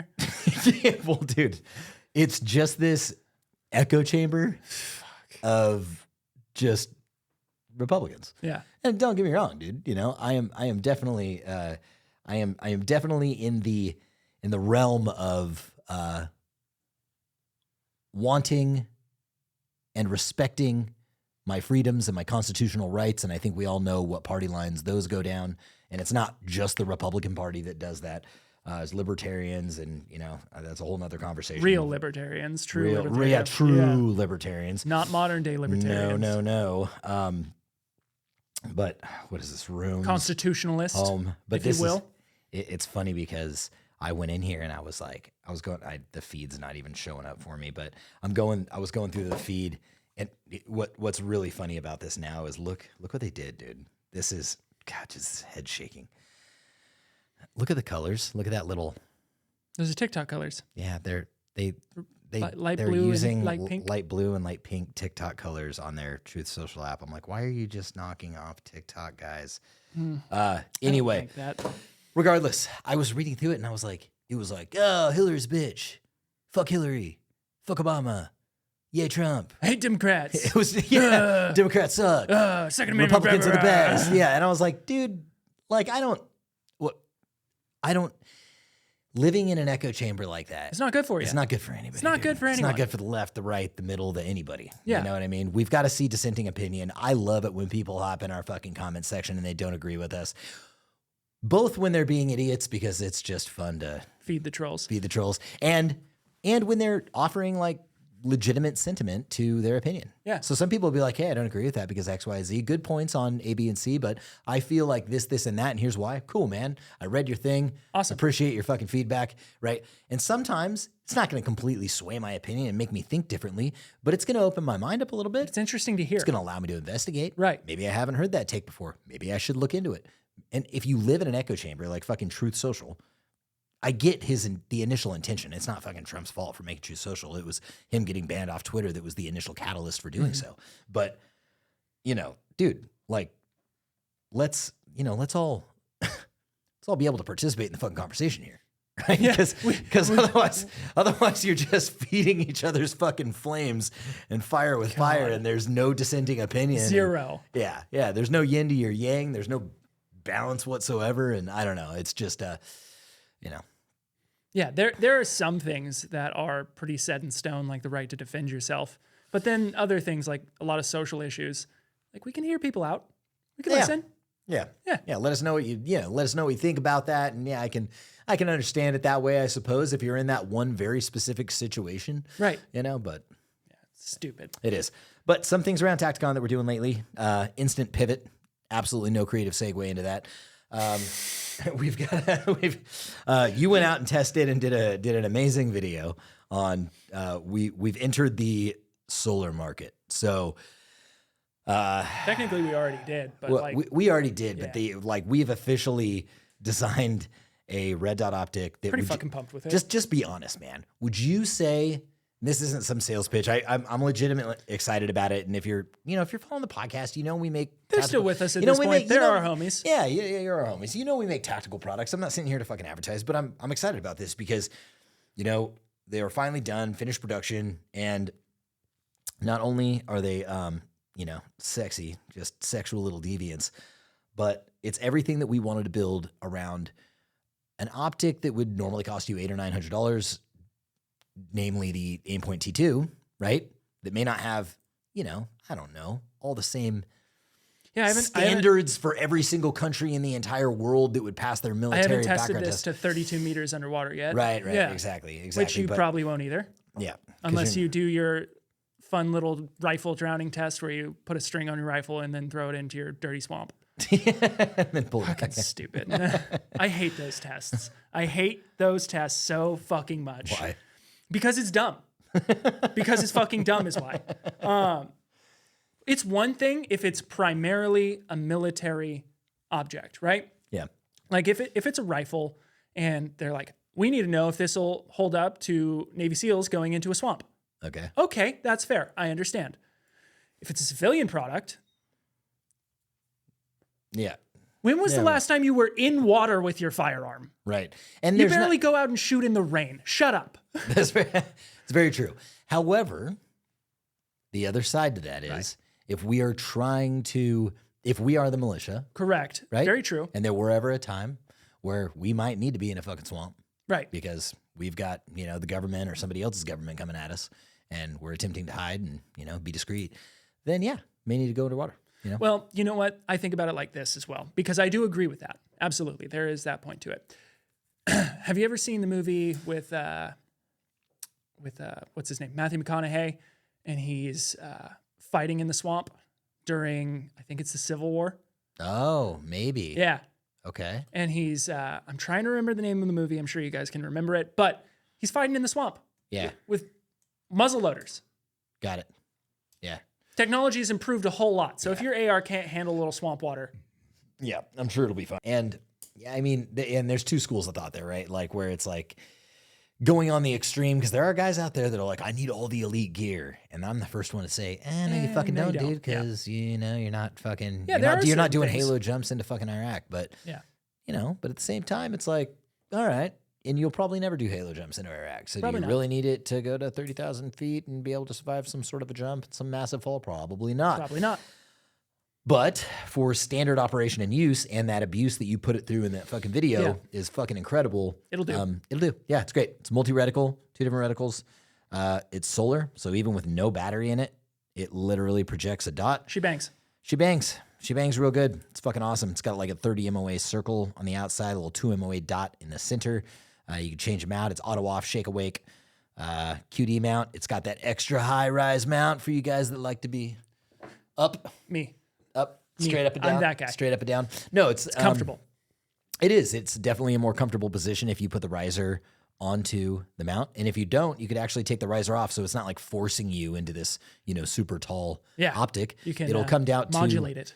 You can modulate it. So it comes down to about 0.83 inches, which comes down to about absolute co-witness, with your iron sights, if you took the riser out of it. And if you bring it up, I think it's up to like 1.7 inches, which is great because if you're running nods, then you can run nods you with can this look thing. through this with nods. Wearing a plate carrier and centering your rifle in your chest is really fucking good with it. It's fucking rad.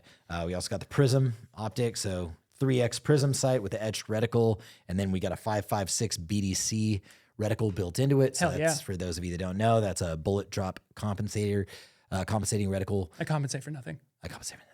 bullet drop compensating reticle that actually has the holdovers built into it based on the ballistic coefficients of a 5.56 round at standard velocity coming out of a 16-inch barrel. So that's cool. And then it's got these little rails up on the side that allow you to mount a smaller, like 1X. Removable rails if you don't want them up there. Yeah, removable rails. If you don't want them up there, you can take them off, and you can mount like a little 1X like mini optic on there, like a Tacticon RMR or a Tacticon Predator V4, like I have in this video right here, in this shot right here. But you'll need a pick rail mount adapter for any other red dots. Yeah. Yeah. So it's got to have a pick rail mount for It's it. got to have a little pick mount for it. Yep. Ours comes with it inside of the box. So It's pretty neat. I it like is. it. It's cool. I dig it. Yep. Other things we got going on. I mean, you made a t-shirt. Caleb and I Made a t-shirt, which is my you other guys are half going to be in this. muy excitivo about. I don't know if that's It is. is that a word? It's a word. Nice. Yeah. It's science. Right on. Yeah. We've got a TA in the front, right? The Very standard- nice. Very simple. Standard TA logo. And on the back is where the real fun begins. Little M81 God's plaid. M81 God's Plaid. So You guys for- are going to have to actually like look at the YouTube video if you're Yeah. listening to the podcast to be able to see it. But it says M81 God's Plaid. So for those who see the video and you're like, that seems a little off color, that's because it is. The company that we are having print on demand for this, they printed that one a little off color. Here is the official color. Oh, you got the official. Oh, yeah. That one's tight titty T-bones. I like it. We're working on getting that cleared up with the Nice. with the print company. Yep. And as soon as we see there's some demand for this, as always, we do. I mean, we make our own T-shirts here, guys. You know what I mean? We usually start with print on demand, canvas demand a little bit. It's a good way to do it if you guys are ever thinking about starting your own like T-shirt stuff. You print on demand, and then go start your own fucking printing press. You know, because we've got our own ability to do screen printing and everything here, but. You know, burning screens and doing all that, it takes some time to set up and everything. Take some time, take some money. Yeah, it's a quick way to kind of test the market and everything. If you guys want some, those are available. And of course, we can't forget this little dude here. This is a cool new innovative product that you guys may not have seen, heard of, or the like. This thing's fucking sweet. It's fucking dope, dude. It's fucking sweet. This is it's called the X-Mod. His name's Evan, right? His name's Evan. I haven't had as much communication with him as you have. So this is how you load the mags up. You can see it in the video here. You can load the mags up right here. Kind of just give it a little push and a twist. Get your mags loaded up. And the real beauty, there we go. The real beauty about this is once you, I feel like I'm on a like QVC infomercial. You are. But wait, there's more. But wait, there's more. When you're loading mags up, it's not nearly that hard because this will be attached to something when you're doing Mounted, it. I was yeah. trying to fight myself while I was getting them in. While holding it in camera. Whilst holding it on camera. But when you want to pull mags out, dude, it's fucking Yoink.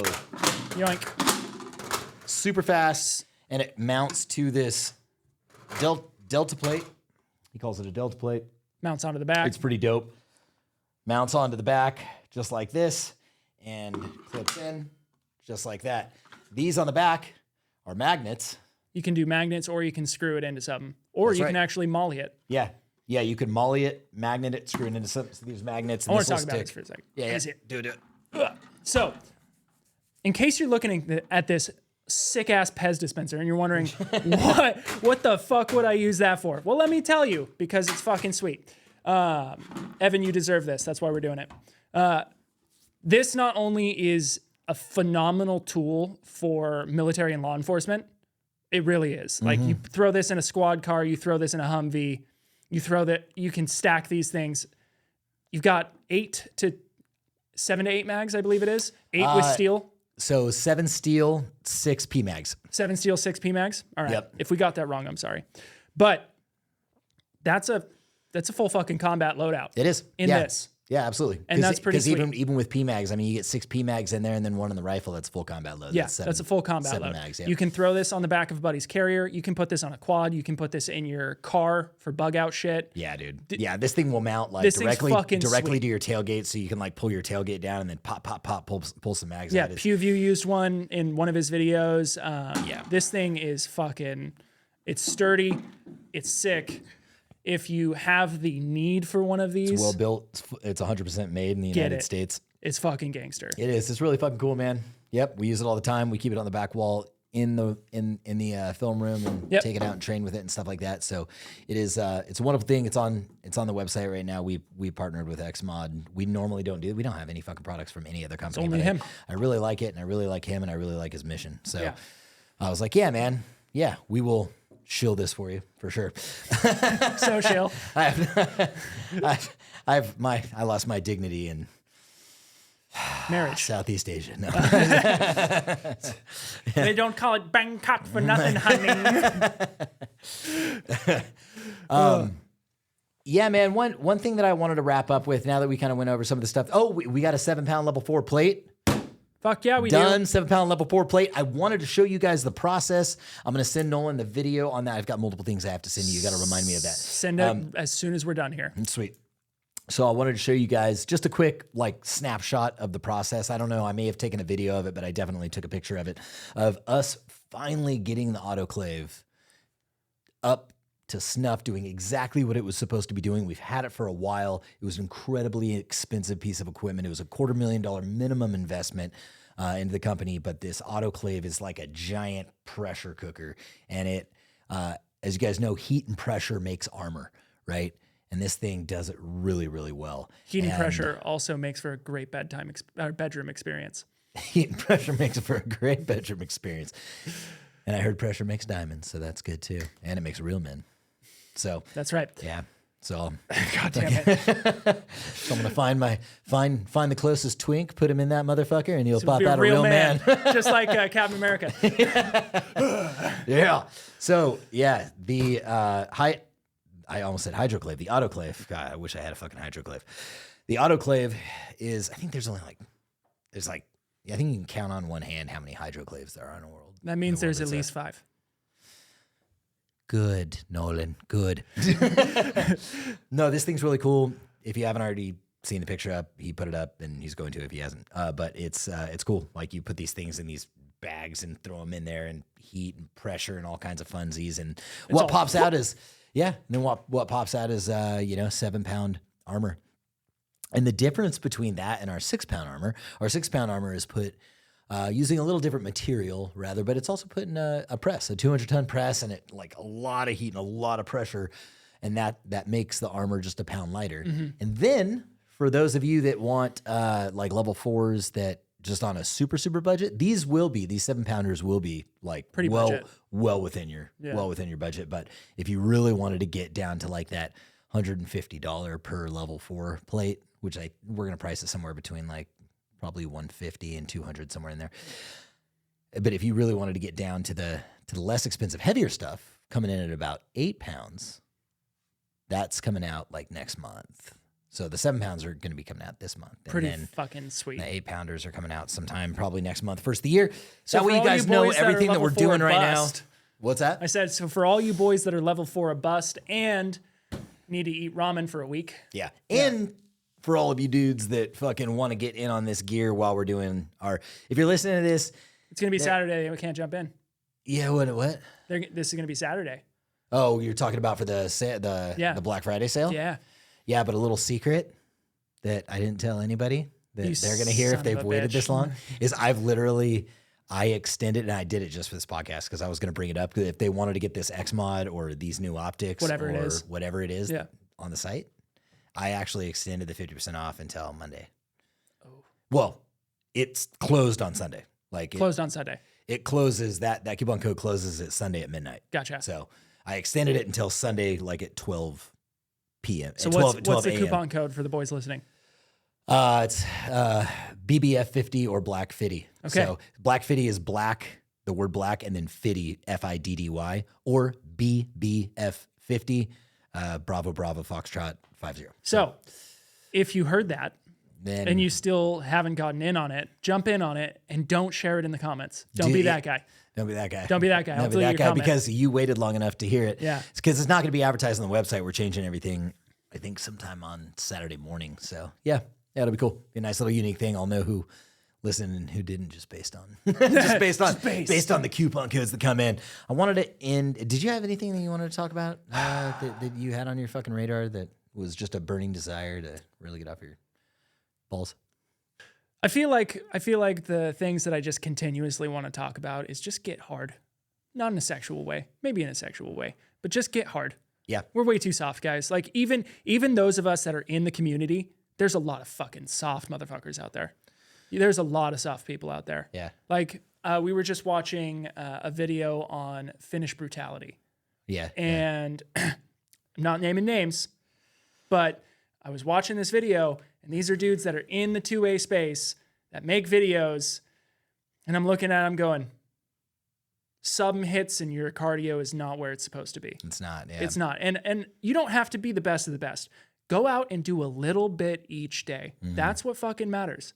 Yeah. Just go out, start getting exercise, start getting flexible, be hard. If you want to train for the Second Amendment, you don't always have to go out and train with your firearms. No. You could just go for a run. Yeah. You could be physically fit. Right. You could do some cardio and make sure that if you have to run for more than a mile, you're not completely winded and feel like dying and laying on the ground asking somebody for help and a ride home. Or if you can run a mile.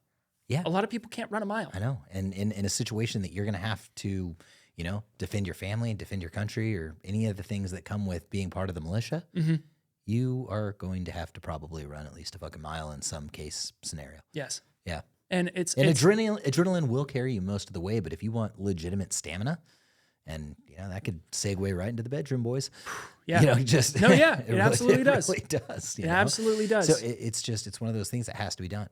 Your physical fitness, not just your tactical fitness, but your physical fitness, it feeds right into your tactical and your fitness. mental fitness too. It's so good for your mental. And I think the reason why I've just been feeling like absolute fucking ass is because since I've been sick, like I haven't been working out. I haven't been fucking working out. Like I can't, and it fucks me up mentally. Like 100%. I can't think straight. It clouds my judgment, my memory, and it's terrible. It really is. It's a terrible thing not to be able to, exercise.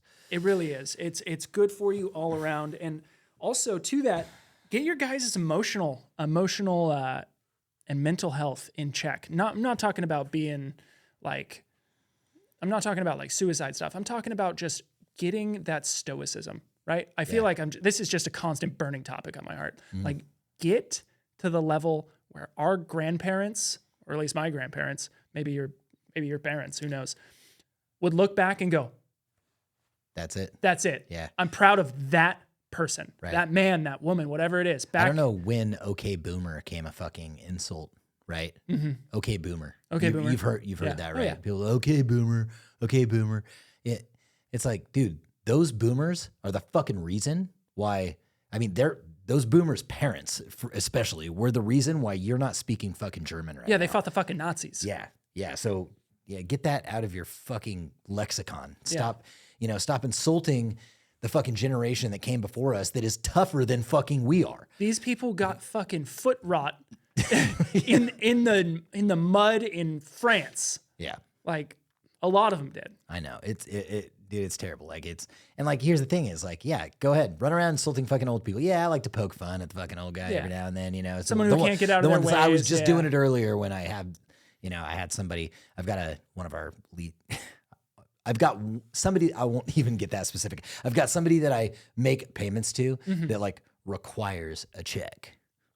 They will not take like ACH or any other fucking form of payment that's digital. Okay, boomer. You know what I mean? And I'm like, God, I gotta like write this check, and it takes me like an hour because like I don't write I print it from QuickBooks, and I'm like, I don't know I gotta put it in the fucking thing, and I've got to write this check, and I don't. And I'm not saying that it's like that big of a deal, but when the rest of my businesses ran digitally, and I have to do this, I'm like, dude, just fucking take a digital goddamn payment. You fucking boomer. I'll joke like that, but it'd be one fucking thing if he was like, I only accept cash. I'd be like, I know. All right. I get it. Do you want precious metals too? Do you want precious metals? Like I can vibe with that. But that's gonna, it's gonna come the other direction, dude, when I'm fucking old. And I got this younger generation going, I only take Bitcoin. And I'm like, damn it. You're like, no, I want actual USD. And they're like, sorry, I only deal in ZipZop. I only deal in Zip. What is the ZipZop? What is this new software? Yeah. Yeah. Oh, you don't have the brain chip that allows you to immediately transfer me money? Speaking of, that has nothing to do with this, but a really interesting movie. It's got Justin Timberlake in it. Just in Time. Yes. Yeah. No, time scanning. Is it called Just in Time? I don't know, but that'd be a really creative fucking name for it because it's got Justin Timberlake in it. It's a great movie where everybody works for Time. And Time. time is the currency. Time is the currency, Yeah. yeah. And you scan a fucking barcode or whatever on your arm, and it takes a certain amount of life off of your. It's a allegory, hyperbole, allegory. It's most certainly not hyperbole. It's well, not you hyperbole. have to finish the sentence before I know what you're The trying to say. movie is a fantastic allegory for our daily lives. Oh, yes. Yeah. Yes. I think that fits, yes. Yeah, we work every day for just that little bit of time. True. Yeah. So instead of, that it really is, because that's all our modern currency is today, right? time. It's time. It's fiat. Like you can, it's It fiat equates currency. to nothing. It equates to nothing. There's no intrinsic value in the currency that we have. It's not gold So- backed. It's not, No. Yeah. They took that away. Who dropped the fucking nuke on the gold standard? That was Nixon. One of the douchebags that sat in the Oval Office. Yeah. I think it was Nixon that dropped the gold standard. That makes sense. But Corrupt bastard. absolutely. But going back to your fucking point, taking a trip down history lane, let's fucking respect where we came from. Let's respect when times were good and we're always like, oh, if it was just like back then when we had the freedoms. It was like that because of the people that were in that. Yeah. It was like that because of the mentality of the men and the women who operated within that time frame. It's It wasn't because just we this. bullied journalists. It's because we just didn't let people get away with shit. And if someone got in a fucking fight across the street from the park at school because they talked some shit, it toughened them up. Right. And then they lost the fight and they were like, man, maybe I shouldn't have talked shit to that kid. Right. You remember the planned fights in high school where you're like, oh, we're going across the street in the park to fight. So fire. Yeah. Yeah. Or like, It was great. or like when locker room talk got taken too far and somebody got smacked in their mouth for it. Yeah. Now you can't do that anymore. No. Now you're putting boys in the locker room with girls. Oh, yeah. Completely unacceptable. Yeah. Yeah. Absolutely. And then wondering why things are happening that are happening right now. Horrendous things. Yeah. Yeah. It's because people aren't standing up and doing what they're supposed to do anymore.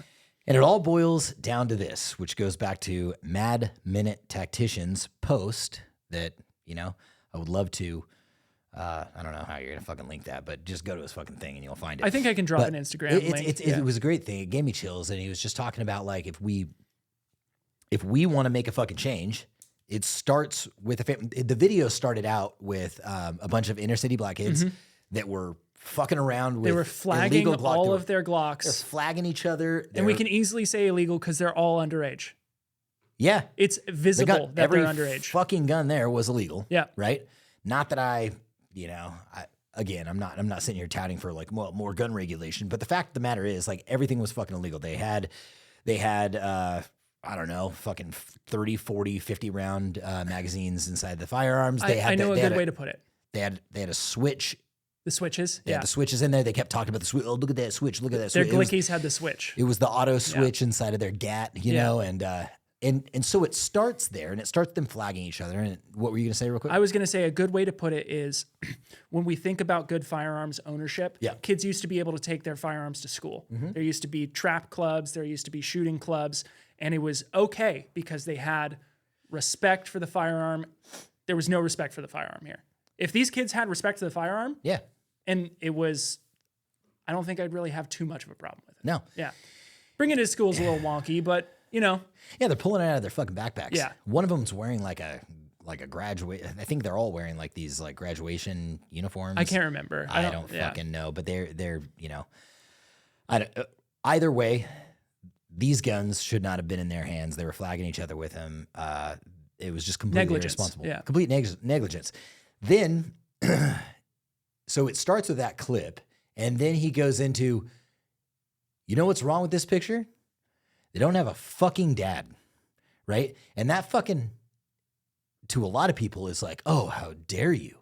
But here's the fact of the matter is. The fact of the matter is, and I'll just fucking say it. One, because now we're really towards the end of the podcast. We're and deep. Nobody's listening. Yeah. But We've got like 3 people right now. the fact of the matter is you've got 50% of the responsibility of murders come from Fatherless households. Yep. And over 50% of the murders in this country are committed by black men. This is not meant to be racial. This is literally providing facts. If we can't talk in statistics, if we're 7% dead. if 7% of the fucking population is black. And over 50% of the murders that are responsible. I believe it's violent crime. Violent crime? Right. Yeah. Okay. It's not murders, it's violent crime. So 50% of the violent crime are black men, and they're responsible, and they're 7% of the population.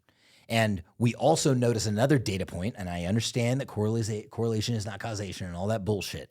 But if we understand that most of these men committing these murders grew up in a fatherless household, then it is safe to say that if there was a dad that walked up to these kids after school, because they should have been fucking picking them up and saying, hey, what are you doing after school, instead of playing with your fucking full auto Glock, and walked up and say, what the fuck are you doing with that? Yeah. Give that to me and let me go home and kick that ass. Yeah. Right? They wouldn't be fucking doing it. Because the more they do that, and the more they think it's cool, and the more it's perpetuated with the side of that group, eventually one of those kids is going to shoot another one of those kids that pisses them off with that very firearm. And then who's left to deal with that fucking mess? Other than the family, other than the community, it's law-abiding citizens that are trying to own guns and protect ourselves. That's what's happening. It is. These guys go out. They fucking commit crimes. They have guns they shouldn't have in the fucking first place. And the ones that try to abide by the law, which is you and I, get fucking punished, because now we can't have full automatic weapons, because assholes like that, kids like that, fathers like that don't stick around enough to be like, hey, don't do dumb shit like that, or allowing their kids to run around there and fucking play with full auto fucking Glocks right outside of a fucking graduation ceremony. Right. Crazy shit. Yeah. Crazy shit. So he went on to say, and I completely fucking agree with it, that what happened to just putting our focus into a family unit, right? Where we hold each other responsible, we hold our children accountable, we have some discipline within our household. And I heard a fucking amazing quote when I went to church last Sunday. The pastor ended it with this, and this is not a fucking religious topic. I just want to give credit where it is due, right? It was, all he did was put a quote up on the fucking screen, and he was just talking about, hey, we need to start being better humans. That was the whole point of the whole fucking sermon. It wasn't about like, I got to love Jesus It's and love generally God. what church is about. It was just, hey, dude, just get out there, and whether people are fucking Muslim or whether they're fucking Christian or whether they're fucking Jewish, like, love them and help them, right? Don't fucking hate them. Don't perpetuate the fucking hate, and let's be better humans. Let's fucking help each other and build each other up. Yeah. That was the message. And then he put up a quote, and that quote, dude, hit me so fucking hard. It was a quote from Mother Teresa that was, if you want to change the world, go home and love your family.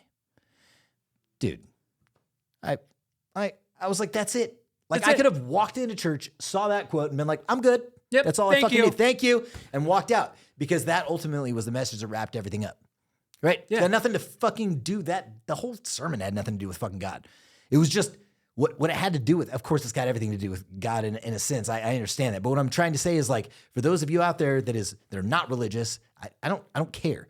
The fact is, if you want to change the world, go home and love your family, because it ultimately starts there. I think we can all agree upon that. From there, from this nuclear family unit that's being fucking attacked just as much as toxic masculinity is and all the other shit that's running around right now with the woke culture, if we start with our family and we start by loving and caring for the people who are closest to us, then you cannot break that apart. You cannot break the bond that we've created with one another, because without starting with loving your family, how the fuck are you going to help your neighbor? How are you going to help the next guy, the next American, right? Dude, you just took off on your fucking family. If you don't love your wife, your kids, you just like, how your husband, whatever it is. How are you going to go be a fucking responsible employer? How are you going to go be a responsible citizen in the United States? Be a part of the militia as a responsible, gun owner. If you can't teach your kid, right from wrong, right? It starts there. Go home and love your family. Just be there for them. And then from that, so much will manifest from it. And the reason why I took one quote and just fucking beat it into the, like a dead horse. Dead horse. Did I use that wrong? I'm starting to get beat it like a dead horse. Yeah. No. That's why I'm not going to beat a dead horse. No, I'm not. Yeah, I'm beating a dead horse. The reason why I'm beating a dead horse right now is because there's so much more. Sometimes the horse deserves it. Yeah, no shit. Couple, another fun segue real quick. I gotta say this. I heard something fantastic. That was basically that little antidote that gets floated around out there. Like, you can lead a horse to water, but you can't make it drink, right? It goes right along with what we're talking about. Yeah. which is, well, I would do that for little Jimmy and I would try to get him to do that. But, you can only take him so far. He's eventually going to have to do himself. You can lead a horse to water, but you can't make him drink. That is bullshit, because if you dehydrate the horse and you bleed it out a little bit and you starve it and then you take it to water, guess what it's going to fucking do? It's going to drink. Yeah, that's right. That's fucking right. So I know for me, when I got in trouble when I was a fucking kid, right? Once I was adopted, and I was adopted into a good family who punished me when I got suspended from school one time. Guess what they did? I did not go home and sit in my room and play video games. Dude, it was the second I woke up and that sun just crested the sky and it was light enough to see outside. Get out in the backyard and pull weeds and fucking clean the pool and do this and do that and mow the lawn, and you will be doing chores. If there are no weeds to pull, you go put the weeds back in that fucking garden and you pull them again. Go dig a hole and then fill the fucking hole. But you're going to be out there the entirety of you not being in school, because that is punishment. Right. And guess what? Didn't get suspended again, because I was like, fuck that. Yeah. That was not an easy ride. I'd rather be in school than do that shit again. And that's what I'm talking about. You can lead a horse to water, but you can't make him drink. Now, if my parents had thought like that, they would have been like, well, he got suspended and we told him not to do it again, but then he went back and he did it again. You can lead a horse to water, but you can't make him drink. No, I can't they make him do anything. They fucking, they starved me, put me out in the fucking heat, made it very, very painful. And guess what? You didn't want to do it again. I drank the water. So I drank the fucking This Kool-Aid. is what I think about a lot. And I'm like, I would do this to my kid probably. It's probably going to end me up in jail. But you know how the old punishment of if you caught your kid smoking, you bought an entire carton of cigarettes and you said, you're going to smoke all these. You're going to smoke all these. It's that idea, right? Yeah, it's you want to do this? Yep. We're going to do it. We're going to do it. We're going to fucking do it. You're going to do all of it. And you're going to smoke every single cigarette. But it's kind of that idea. Like I was thinking about this the other day. Like before someone can get to the addiction phase, right? Mm-hmm. Or even in the addiction phase, possibly. What if we just beat the fuck out of them? Right? Like someone's like, oh yeah, you want to do some coke? And then you just beat the fuck out of them. Like you beat them to a pulp. Like real bad. You beat them real bad. Like not where they're going to be messed up mentally or anything, but like you beat the fuck out of them. And then they heal, they get better. And then they're like, hey, you want to do, boom, straight back to it. Pavlov's dog, dude. Right. Yeah. What if we just Pavlov's dog? Like, come on. Yeah. So, to where eventually the idea of doing drugs is just like, I'm going to get my ass beat. Oh, Jesus Christ. Okay. Is that like, you know what I mean? Yeah, fair enough. Yeah. You're going to smoke those cigarettes. You're going to smoke those fucking cigarettes. You're going to smoke those fucking cigarettes. To where cigarettes. it's going to make you sick just knowing that somebody was talking about smoking a cigarette. That's how many cigarettes you're about to smoke. Right. It's going to make you sick. It's going to sick. Just the thought of it. Yeah. Yeah. Just seeing a cigarette advertisement, if those were still allowed. Yeah. 9 out of 10 doctors agree. Smoking is good for you. 9 out of 10 doctors agree. Yeah. Yeah. The other thing that the other quote that I wanted to bring up, well, it's still in my mind, otherwise I'll never remember it, is hold on, so I don't butcher this. I'll keep going on the family unit. Ahead. Yeah. It's absolutely important. There's a meme that goes around that's pretty fucking funny, and it shows a picture of this girl. Yeah. And it says, and she's kind of like gothy, kind of slutty, right? Slutty looking, I should say. Yeah. Dressed promiscuously. And it says, girls without a father. And then it's the same picture, and it says, boys without a father. Interesting. Yeah. I think I've seen that. Yeah, it's a funny meme. But, yeah. It's the same idea. That is. And it's very true. I know a lot of people now. A lot of people who didn't have one or the other parental influence in their life because people had kids and they hated each other and they couldn't make it work. Right. And so they split and there was this divide, or I need dad's love, I need mom's love, whatever it is. Right. It fucking breaks these kids. Yeah. And when they turn into adults, they carry it their entire lives. Yeah. Like, I can't tell you how many times I've dealt with someone in my life where it boils down to, oh, so you didn't get daddy's love or you didn't get mommy's love. Dude, I'm telling you. It really centers from that. You want to build good human beings. Yeah. Fucking love your kids. Treat them right. Punish them correctly when they do wrong, and build them up the rest of the time. Yeah. Yeah. Your kids aren't supposed to fucking like you. No. They'll always love you, and they will eventually respect you, but they don't have to like you. No, they don't. You are their parent. This whole like, oh, my kid can do drugs as long as they're under my roof. I'm gonna beat the fuck out of my kid. Get the fuck out of here with that bullshit. No. Yeah, my kid can do. Oh yeah, he can have his friends over, and I'd rather have him doing it here than anywhere else. No, it doesn't work like that, dude. Like it boils down to the parents. It's sometimes I get it. There's just some wild cards that get out there and fucking do it anyway. But my wife's parents, they have 3 kids. Yeah. Right. She's got 2 brothers, and none of them do drugs, have done drugs, or have been any ounce of trouble in their entire life. I've also met parents. I've also met people that have 3 kids, and every fucking one of them does drugs. Hi, nice to meet you. My name's Nolan Meeks. You know what I mean? Yeah. And it's like, and I'm not saying it's like that all the time, but I look at the 3 of them, and I'm like, okay, you were clearly all raised the same, with the same attention, with the same discipline, because you've all pretty much turned out the same way, which are just good human fucking beings, right? Just good people, raised by good fucking people who took care of you, who loved you, who gave you everything you needed. Good moral values. Good moral values, right? And they all work hard, and they all have careers, and yada, yada, yada, right? And then you'll meet, the family of 2, 3, 4, or 5 that they're all not doing that, right? It's not an accident that you get 2 brothers that are both in the fucking NFL, that have both had a fucking Super Bowl championship. No. Right? It's not an accident that you get 2 brothers that are both in the NBA, the Curry brothers, right? That are both professional fucking athletes. They were groomed for that. And I'm not saying everybody's got to make their kid a professional athlete, but what I'm saying is the parents started grooming Eli Manning, right? And Peyton Manning to be fucking quarterback. That's why they're fucking quarterbacks. Yeah. That's why there's 2 of them in one family that are both in the NFL that have both won a championship. Come on, we're going to go play football. Yeah, we're going to go play football, and that's all you're going to fucking do until you're in the NFL. Yeah. So you can have, look, I'm not saying that every family could just start their kid playing football at 2 years old. And this is an analogy for just being good people, by the way. Football, good people. Football, good people. Think about that. Yeah. You play football with your fucking kid every fucking day of his life, and you say you're going to be in the NFL. Chances are you're going to have an NFL player in your hands. Chances are you're probably going to have an NFL player in your hands. So long as that fucking kid, wants to fucking do it and doesn't absolutely hate every second of it. Right. But probably not going to happen. But also, there's a level to that. And we talked about this before.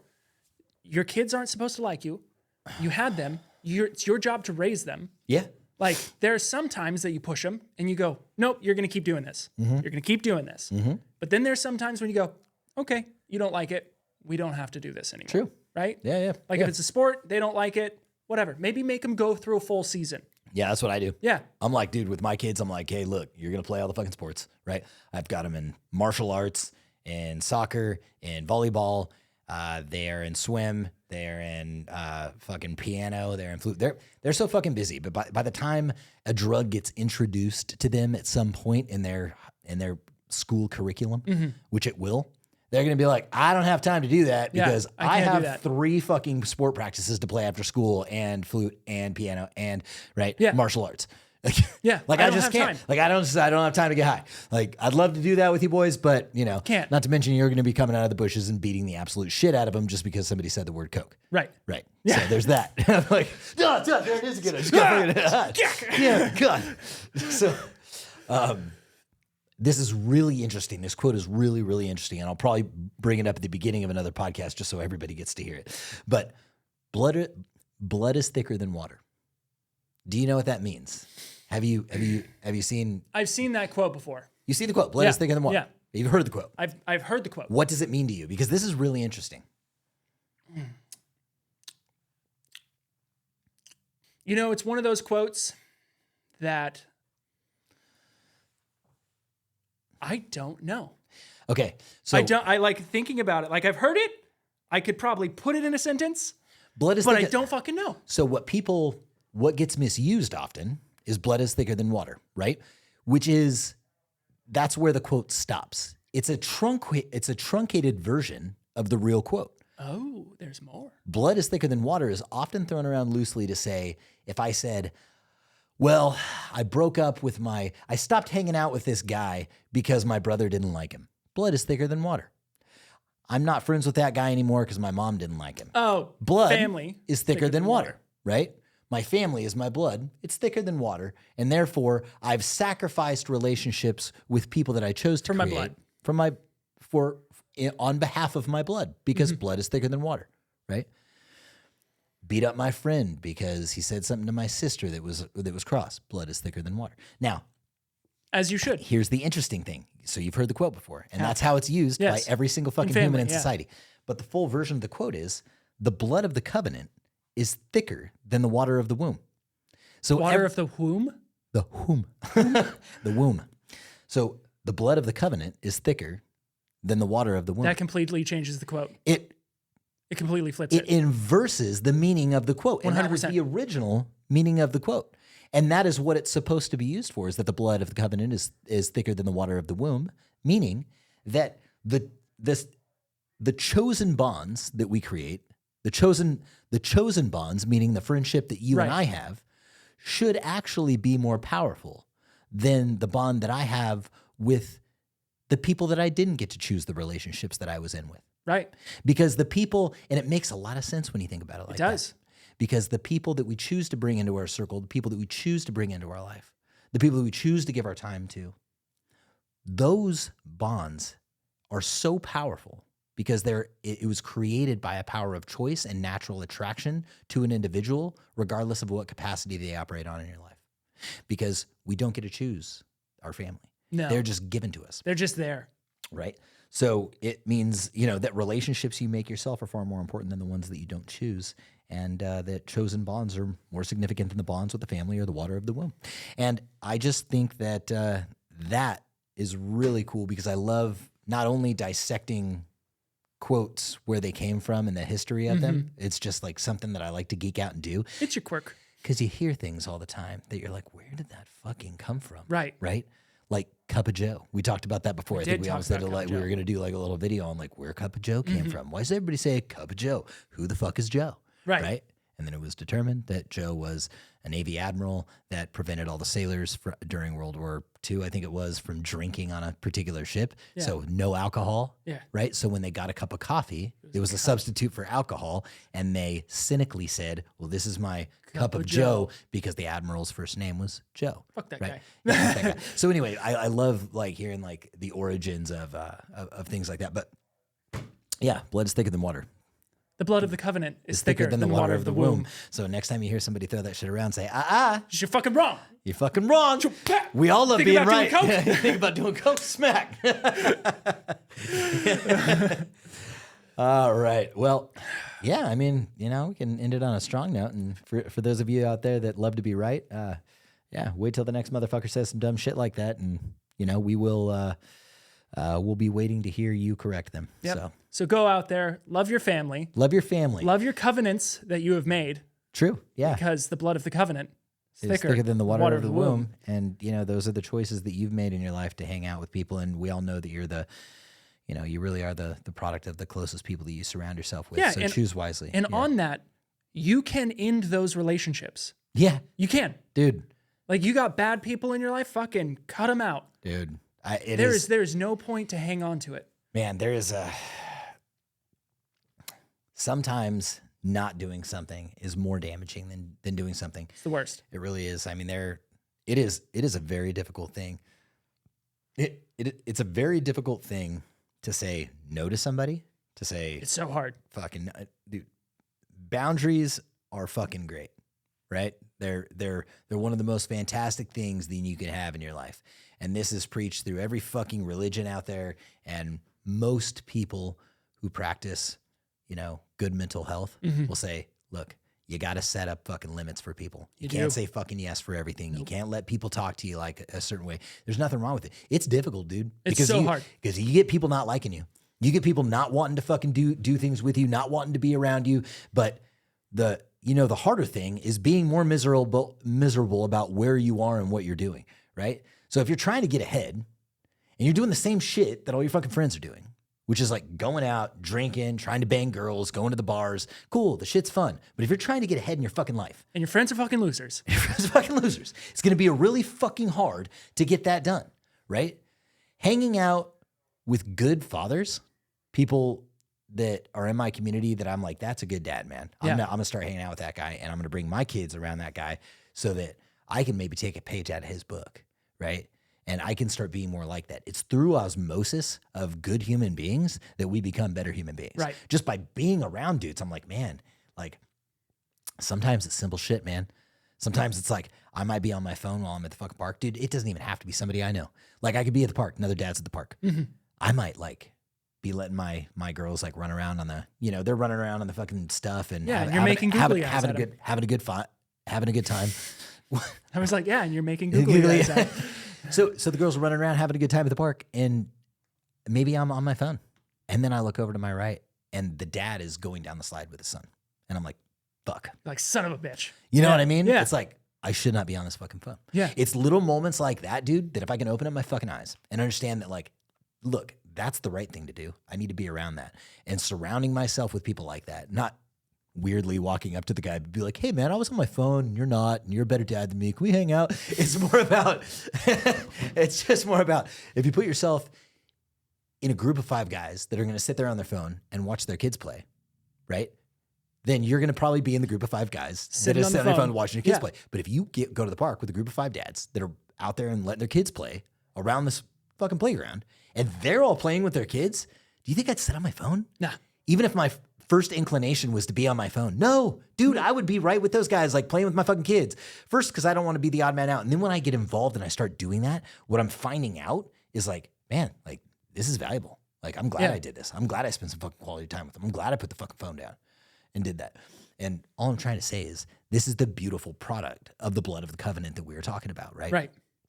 And how thick that can actually be and how meaningful it could be to surround ourselves with people that are doing the right fucking thing. And with that too, it's kind of crazy how this all works because interhuman connection is so fucking wild. It's so bonkers when you learn the psychology of the brain and just like when you examine life because it's such duality. It's nuts. You can put yourself in those situations, right? You can absolutely do that. You're like, I'm in a bad situation in life. I don't like where I'm at. I don't like my friends. I need to surround myself with new people. Yeah. And that will 100%, that'll bring you up.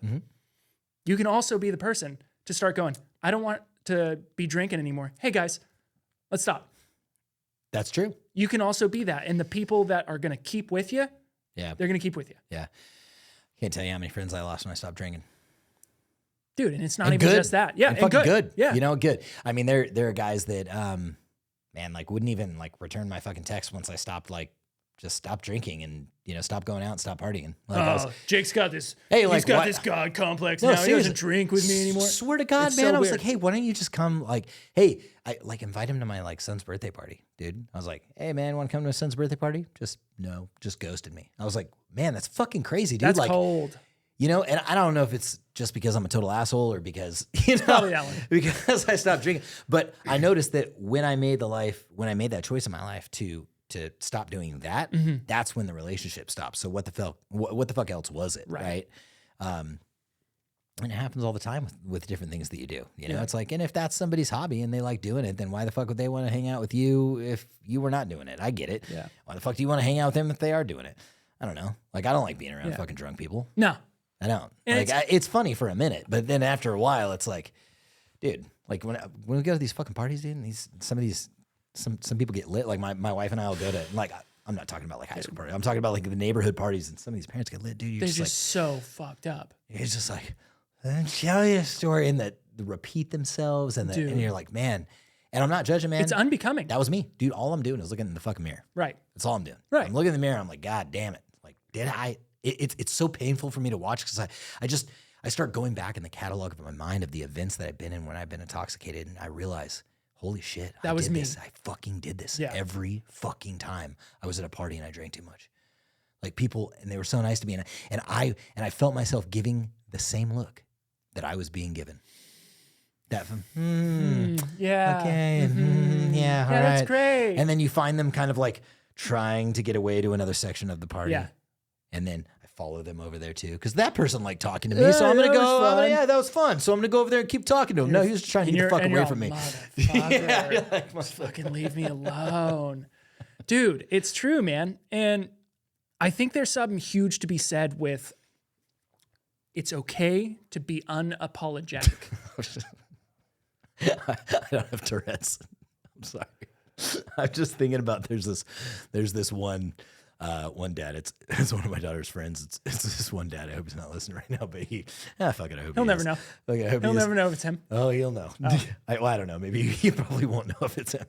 But nobody's made I just started bursting out with laughter because you're almost crying. It's fucking hilarious.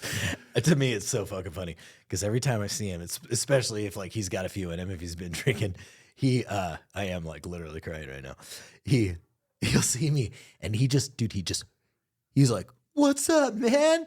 Like, what's up, bro? What's up, bro?" And he's normally like not like that. He's kind of like a professional in his workplace, but I think he tries to like lower himself down to like my standards because I'm just this like I don't kind of give a fuck guy with tattoos, like you know what I mean. I'm not posh like these motherfuckers are, but I could tell he's trying to like lower his standards, like, lower his like decorum, his status, you know, to like get down to my level. I'm gonna appeal with this guy, but what he does is he pushes me.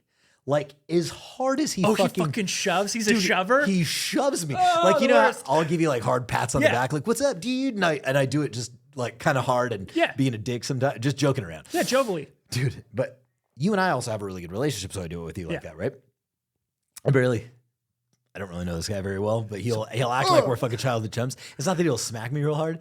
He shoves me. And it's so awkward because I literally go flying in one direction, like dude, like multiple steps trying not to hit the ground, dude. Because he just put so much fucking force behind it. He's just, "What's up?" And he's, "What's up, man?"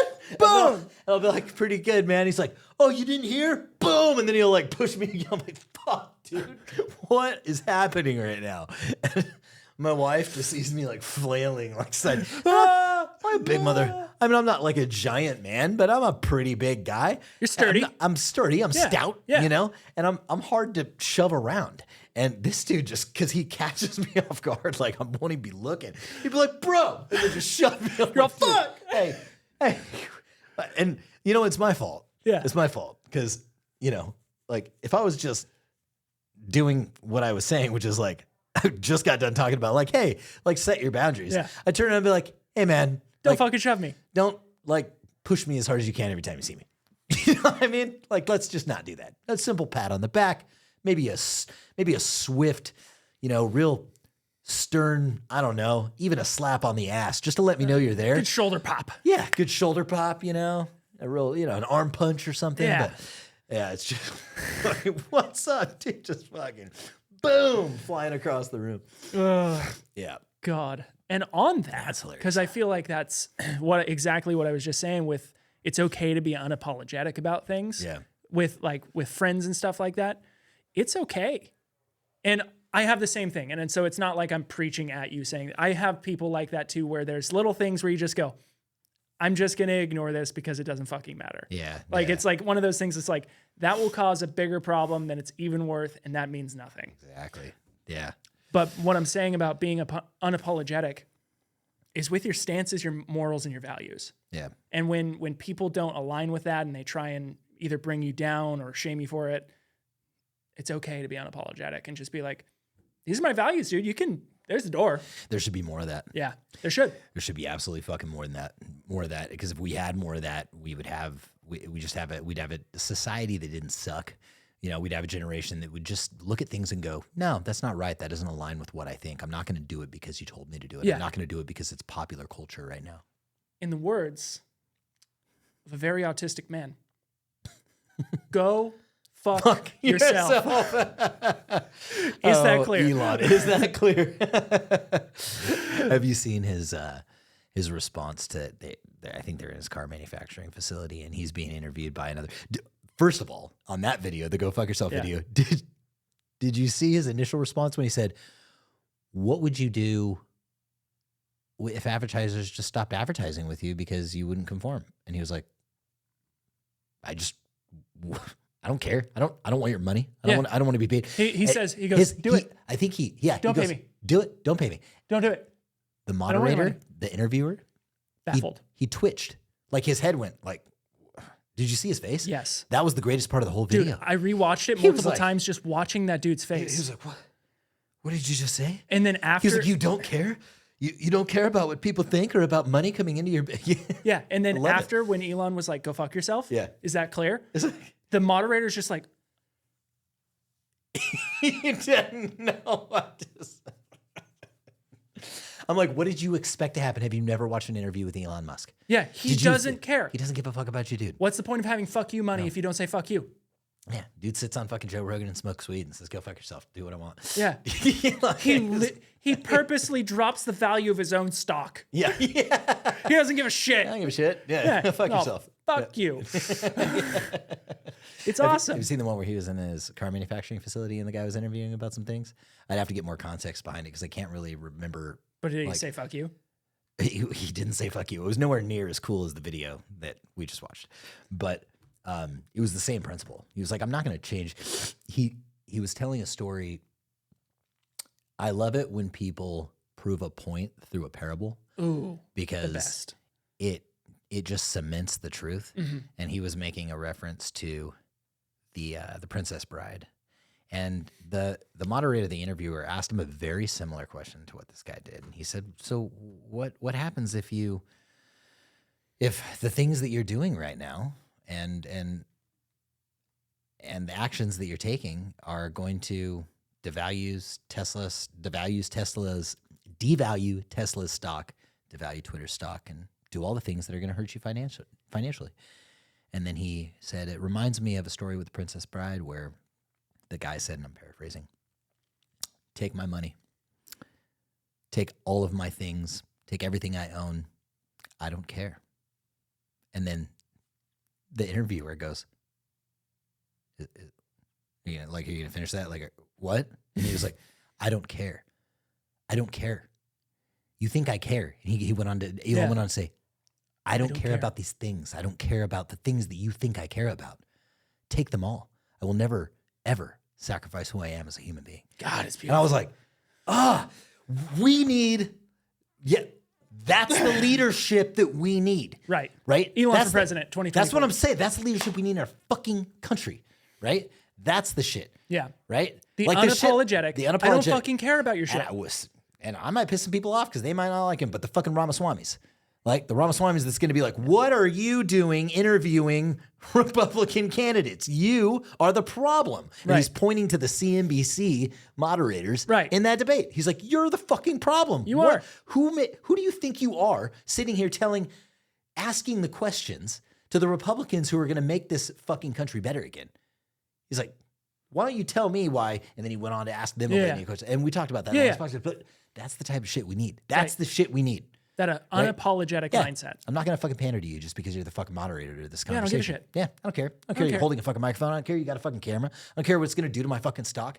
I don't care what's going to do to my fucking business if people don't like what I think about fucking gender and pronouns and, all the bullshit that comes along with it. This is Two-Way Pro by Tacticon. Yeah. Everything I say in here represents the fucking brand. For the that most means part. What's that? For the most part. We say some silly things. Not everything, but I care just as much. That's why I can appreciate Things it. in sincerity, they do. Yes. Yeah, of course. Because if I didn't give a fuck, I wouldn't be sitting here in front of the company logo, Right. literally talking about it. Right. Right? Exactly. It's because I want better humans and better Americans and better people to be involved in our militia. Yeah. I genuinely want that. Absolutely. Yeah. You want to know one final crazy thing? Yeah. Because we were talking about Elon. Yeah. Something that kind of entered my spectrum of reality. Mm-hmm. Did you know there are extinctionists? Those who believe the world is going to end through fire and No. brimstone? No. People who are actively seeking the downfall of mankind to save the planet. It's like a group. Yes, it is an ideology. It's an ideology. It's an ideology. Wow. There's an actual fucking ideology known as extinctionism. I think I probably murdered that, but whatever. They're extinctionists. And they want all human beings to die to save the planet. That is fucking mind-blowing. That is fucking baffling. Elon was talking about this in his thing with Joe Rogan. Yeah. That there are people like this in positions of power who have fuck you money that are doing stuff just to damage mankind and push us down a bad path. That is fucking unbelievable. That's Sith Lord evil stuff. That really is. That's like Dr. Evil. Yeah. It just blows my mind. Because like, It if you think about completely it, goes against the laws of nature, which is survival of the fittest. And I'm not saying burn the planet to the fucking ground, but look, we got to do what we got to do to survive. right. You know, and there are guys. There are that things we can do better. There are things that we can do better. There's things we can do a whole lot worse too.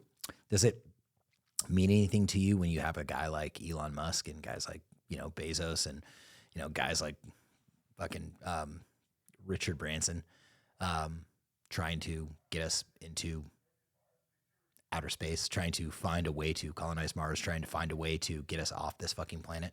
Because I think they realize these are not nearsighted men, right? These are men that have built pretty large empires that command a very serious respect because of their foresight, because of their insight. Right. And they're actively trying to get the fuck out of here. Right. They're looking at this and going, people should open their eyes to the point where they're like, look, there are people like you're talking about. This feeds right into your point. If there are people in very powerful positions that are trying to eliminate the human race so that we can thereby save the planet, then it would only stand to reason that if powerful men like Elon, knew of those powerful men trying to extinct the human race, and they knew that they may not be able to do anything about it, then the next best option for survival is to get the fuck out of here. You know what I mean? right. Gotta get the fuck out of here. Yeah. Figure out a way to fucking sustain life somewhere else. Right. Yeah. It's just a question. Life is duality with a whole lot of gray in between, right? So you got good, you got bad. Yeah. You got light, you got dark. Yeah. There are good people in power, there are bad people in power. But yeah, I just found out about that not too long ago. That's interesting, yeah. And yet because another thing to keep me up at night. because that shit doesn't trigger in my brain. You know what I mean? No. Because Yeah. like if you're like, I actively want the downfall of mankind, how do I do that? Right. Like that doesn't even make sense to me. No, it doesn't. Well, because I don't think it's in our nature. It's not Right. in most people's human nature to wonder how can I extinct my own species. It's Right. it's a method of survival that we will always attempt to survive no matter what, at any cost. It's like these At any modern day cost. communists. It's like if you want to do it, start with yourself. Yeah. You know what I mean? You Yeah. could just go start a commune somewhere. You don't. Yeah. You could just kill yourself and start the process. Yeah. You don't. As a matter of fact, like the modern day fucking communists, if they really wanted to help the fucking world and change the world and do better things, like if they truly meant it down to their core and that's what they wanted, and instead of just wanting things from other people, Instead of just wanting people to take care of them. take care of them, but if that's really what they wanted for society, they could build multi-billion-dollar brands, figure out the pathway to get there, use that And as be their the core ultimate driving force, philanthropists. and be the ultimate philanthropist and give back to the entire world and solve world hunger and cure fucking cancer. They could do that. They could do that and then give everybody the same shit everywhere and send everybody a fucking, check in the starving regions of the world so that they could pay to feed their family. I mean, if that's generally the equality that they were looking for and that was the fucking fire that was lit inside of them, it would drive them to be a billionaire. It would drive them to give back. And I'm not saying that there aren't people that don't try to do that, but I guarantee they're not fucking communists. Yeah. Yeah. They're not fucking. I guarantee you that. Because it goes against the very nature of what that is. Right. It's hard to be a communist and be a capitalist at the same fucking time. I would argue it's impossible. Yeah, I would venture to say that it would be hard to be black and white at the same time. Yeah, You know that's what I mean? pretty I'm different. not talking about the color of your skin. I'm talking about, it's hard to be black and Dude, if you're still caught up on the color of your skin, yeah, get the fuck out of here. God, fuck you. I know. You know? Yeah, no shit. I see those pop up in comments. Like people were commenting that on that video of Mad Minute Tactician. Mad Minute Tactician, yeah. Somebody was commenting about race. Someone's commenting about race on our videos. Somebody, guys, get the fuck over it. It's 2024. Yeah. We're calling it's not 2024. Yeah, they were on that same video that we were talking about. They were commenting on it's because the kids are fucking black. No, it's because the kids are. It doesn't They're fucking... doing dumb shit to Yeah. take the fucking rights away from the fucking men that are trying to own guns. It's And disgusting. they happen to be black in the inner city. It's disgusting that we even have to say it doesn't matter what race they are. No, I don't give a fuck if it's a bunch of white kids standing around doing that. I'm saying don't do that. It's wanna- fucking up our rights. You want to get mad at fucking someone, guys? Look towards the U.S. government. You want to know why? Nixon's aide specifically said, and it's in, I believe it's in, I could be mistaken on this. I believe it's in recording, but it's in writing for sure. He said, we're going to flood the intercities and the blacks and the Mexicans full of drugs, heroin, weed. We're going to deface their leaders and destroy their communities. You want to be mad at someone? Be mad at the U.S. fucking government. That's why the situations are so bad in the inner cities. As long as we're fighting each other, we fail to see that the real fucking enemy is the government. Right. I don't, oh God, you got to be careful. Just like, oh, They are. But the government is right? always the enemy of the people. The government will always be the enemy of the people, even if the government has every beautiful intention of just taking care of the people. The road to hell is paved with good intentions. That's it, man. That's it. Because the government is not an entity that transcends humanity. No. The government are humans. Yes. That is corruptible humans. Corruptible humans. And corruptible humans will be corrupt. It's just the way it fucking works. You get too much power into too. I'm not saying every fucking. No. There are politicians out there that genuinely want the fucking well-being of mankind. Absolutely. But they are too few and far between to make a fucking difference and an impact in our society. And as long as we've got some sort of wedge planted between black and white in this country, and we're fighting amongst each other, we're too busy fucking caring about each other and calling racist, toxic masculinity, masculinity. Yeah. Call me the right fucking pronouns, to even be paying attention to what's going on over here. And what's going on over here is the government trying to fucking take every single fucking right away from you so that they can perpetuate their agenda. 100%. Which is, let's take all of the power away from the fucking people so that we can have it up here and lead these aristocratic fucking lives that we shouldn't have in the first place. And eventually, with the laws that we've got baked into our fucking country and the militia that we've got baked into their country, that's going to fucking backfire on them. For the FBI in that last conversation that we had in our podcast to say anybody that is questioning their government, that what did it say? That anybody that questions the government that decides that forms a militia that could say that the U.S. government is overstepping their constitutional rights. Yes, that right there and trying to institute a totalitarian regime. Is a terrorist. Yeah. For those who think the government is what's that? Violent extremist. Violent extremist. But that's probably labeled the same thing anyways. I'm a violent extremist if I question my government and I form a militia to be able to protect myself in case they overstep their bounds and break the fucking law. Yes, if you follow the Constitution, you're a violent extremist. It's crazy. Yeah. It's crazy. How are you going to establish those fucking things? But that's what they're working on. Correct. That's the stuff they're working on. If we could just put all these fucking things in place. Right. And then they can fight amongst themselves and they can stop paying attention to what's going on over here. We're going to get everything they fucking want. And the more we feed into that bullshit and the less people fucking listen to podcasts like this and the less people talk about it amongst themselves and the less prepared people are, the more we're going to get of those assholes getting exactly what the fuck they want because they're getting exactly what the fuck they want right now. That's the world that we live in. 100%. It's fucking scary. So be a better fucking human being. Be strong. Be a man. Be a man. Go out, chop wood. Whoa, man. Chop wood. Get your hands dirty. Get your hands dirty. Be a woman. Be a man. Figure it out. Love your kids. Just be a good human being. Set good moral values. It doesn't fucking matter. Just set good moral values and live up to them. If you want to change the world, go home and love your family. Take a look at yourself. Make a change. I'm talking about the man in the mirror. And with that, we bid thee a queef.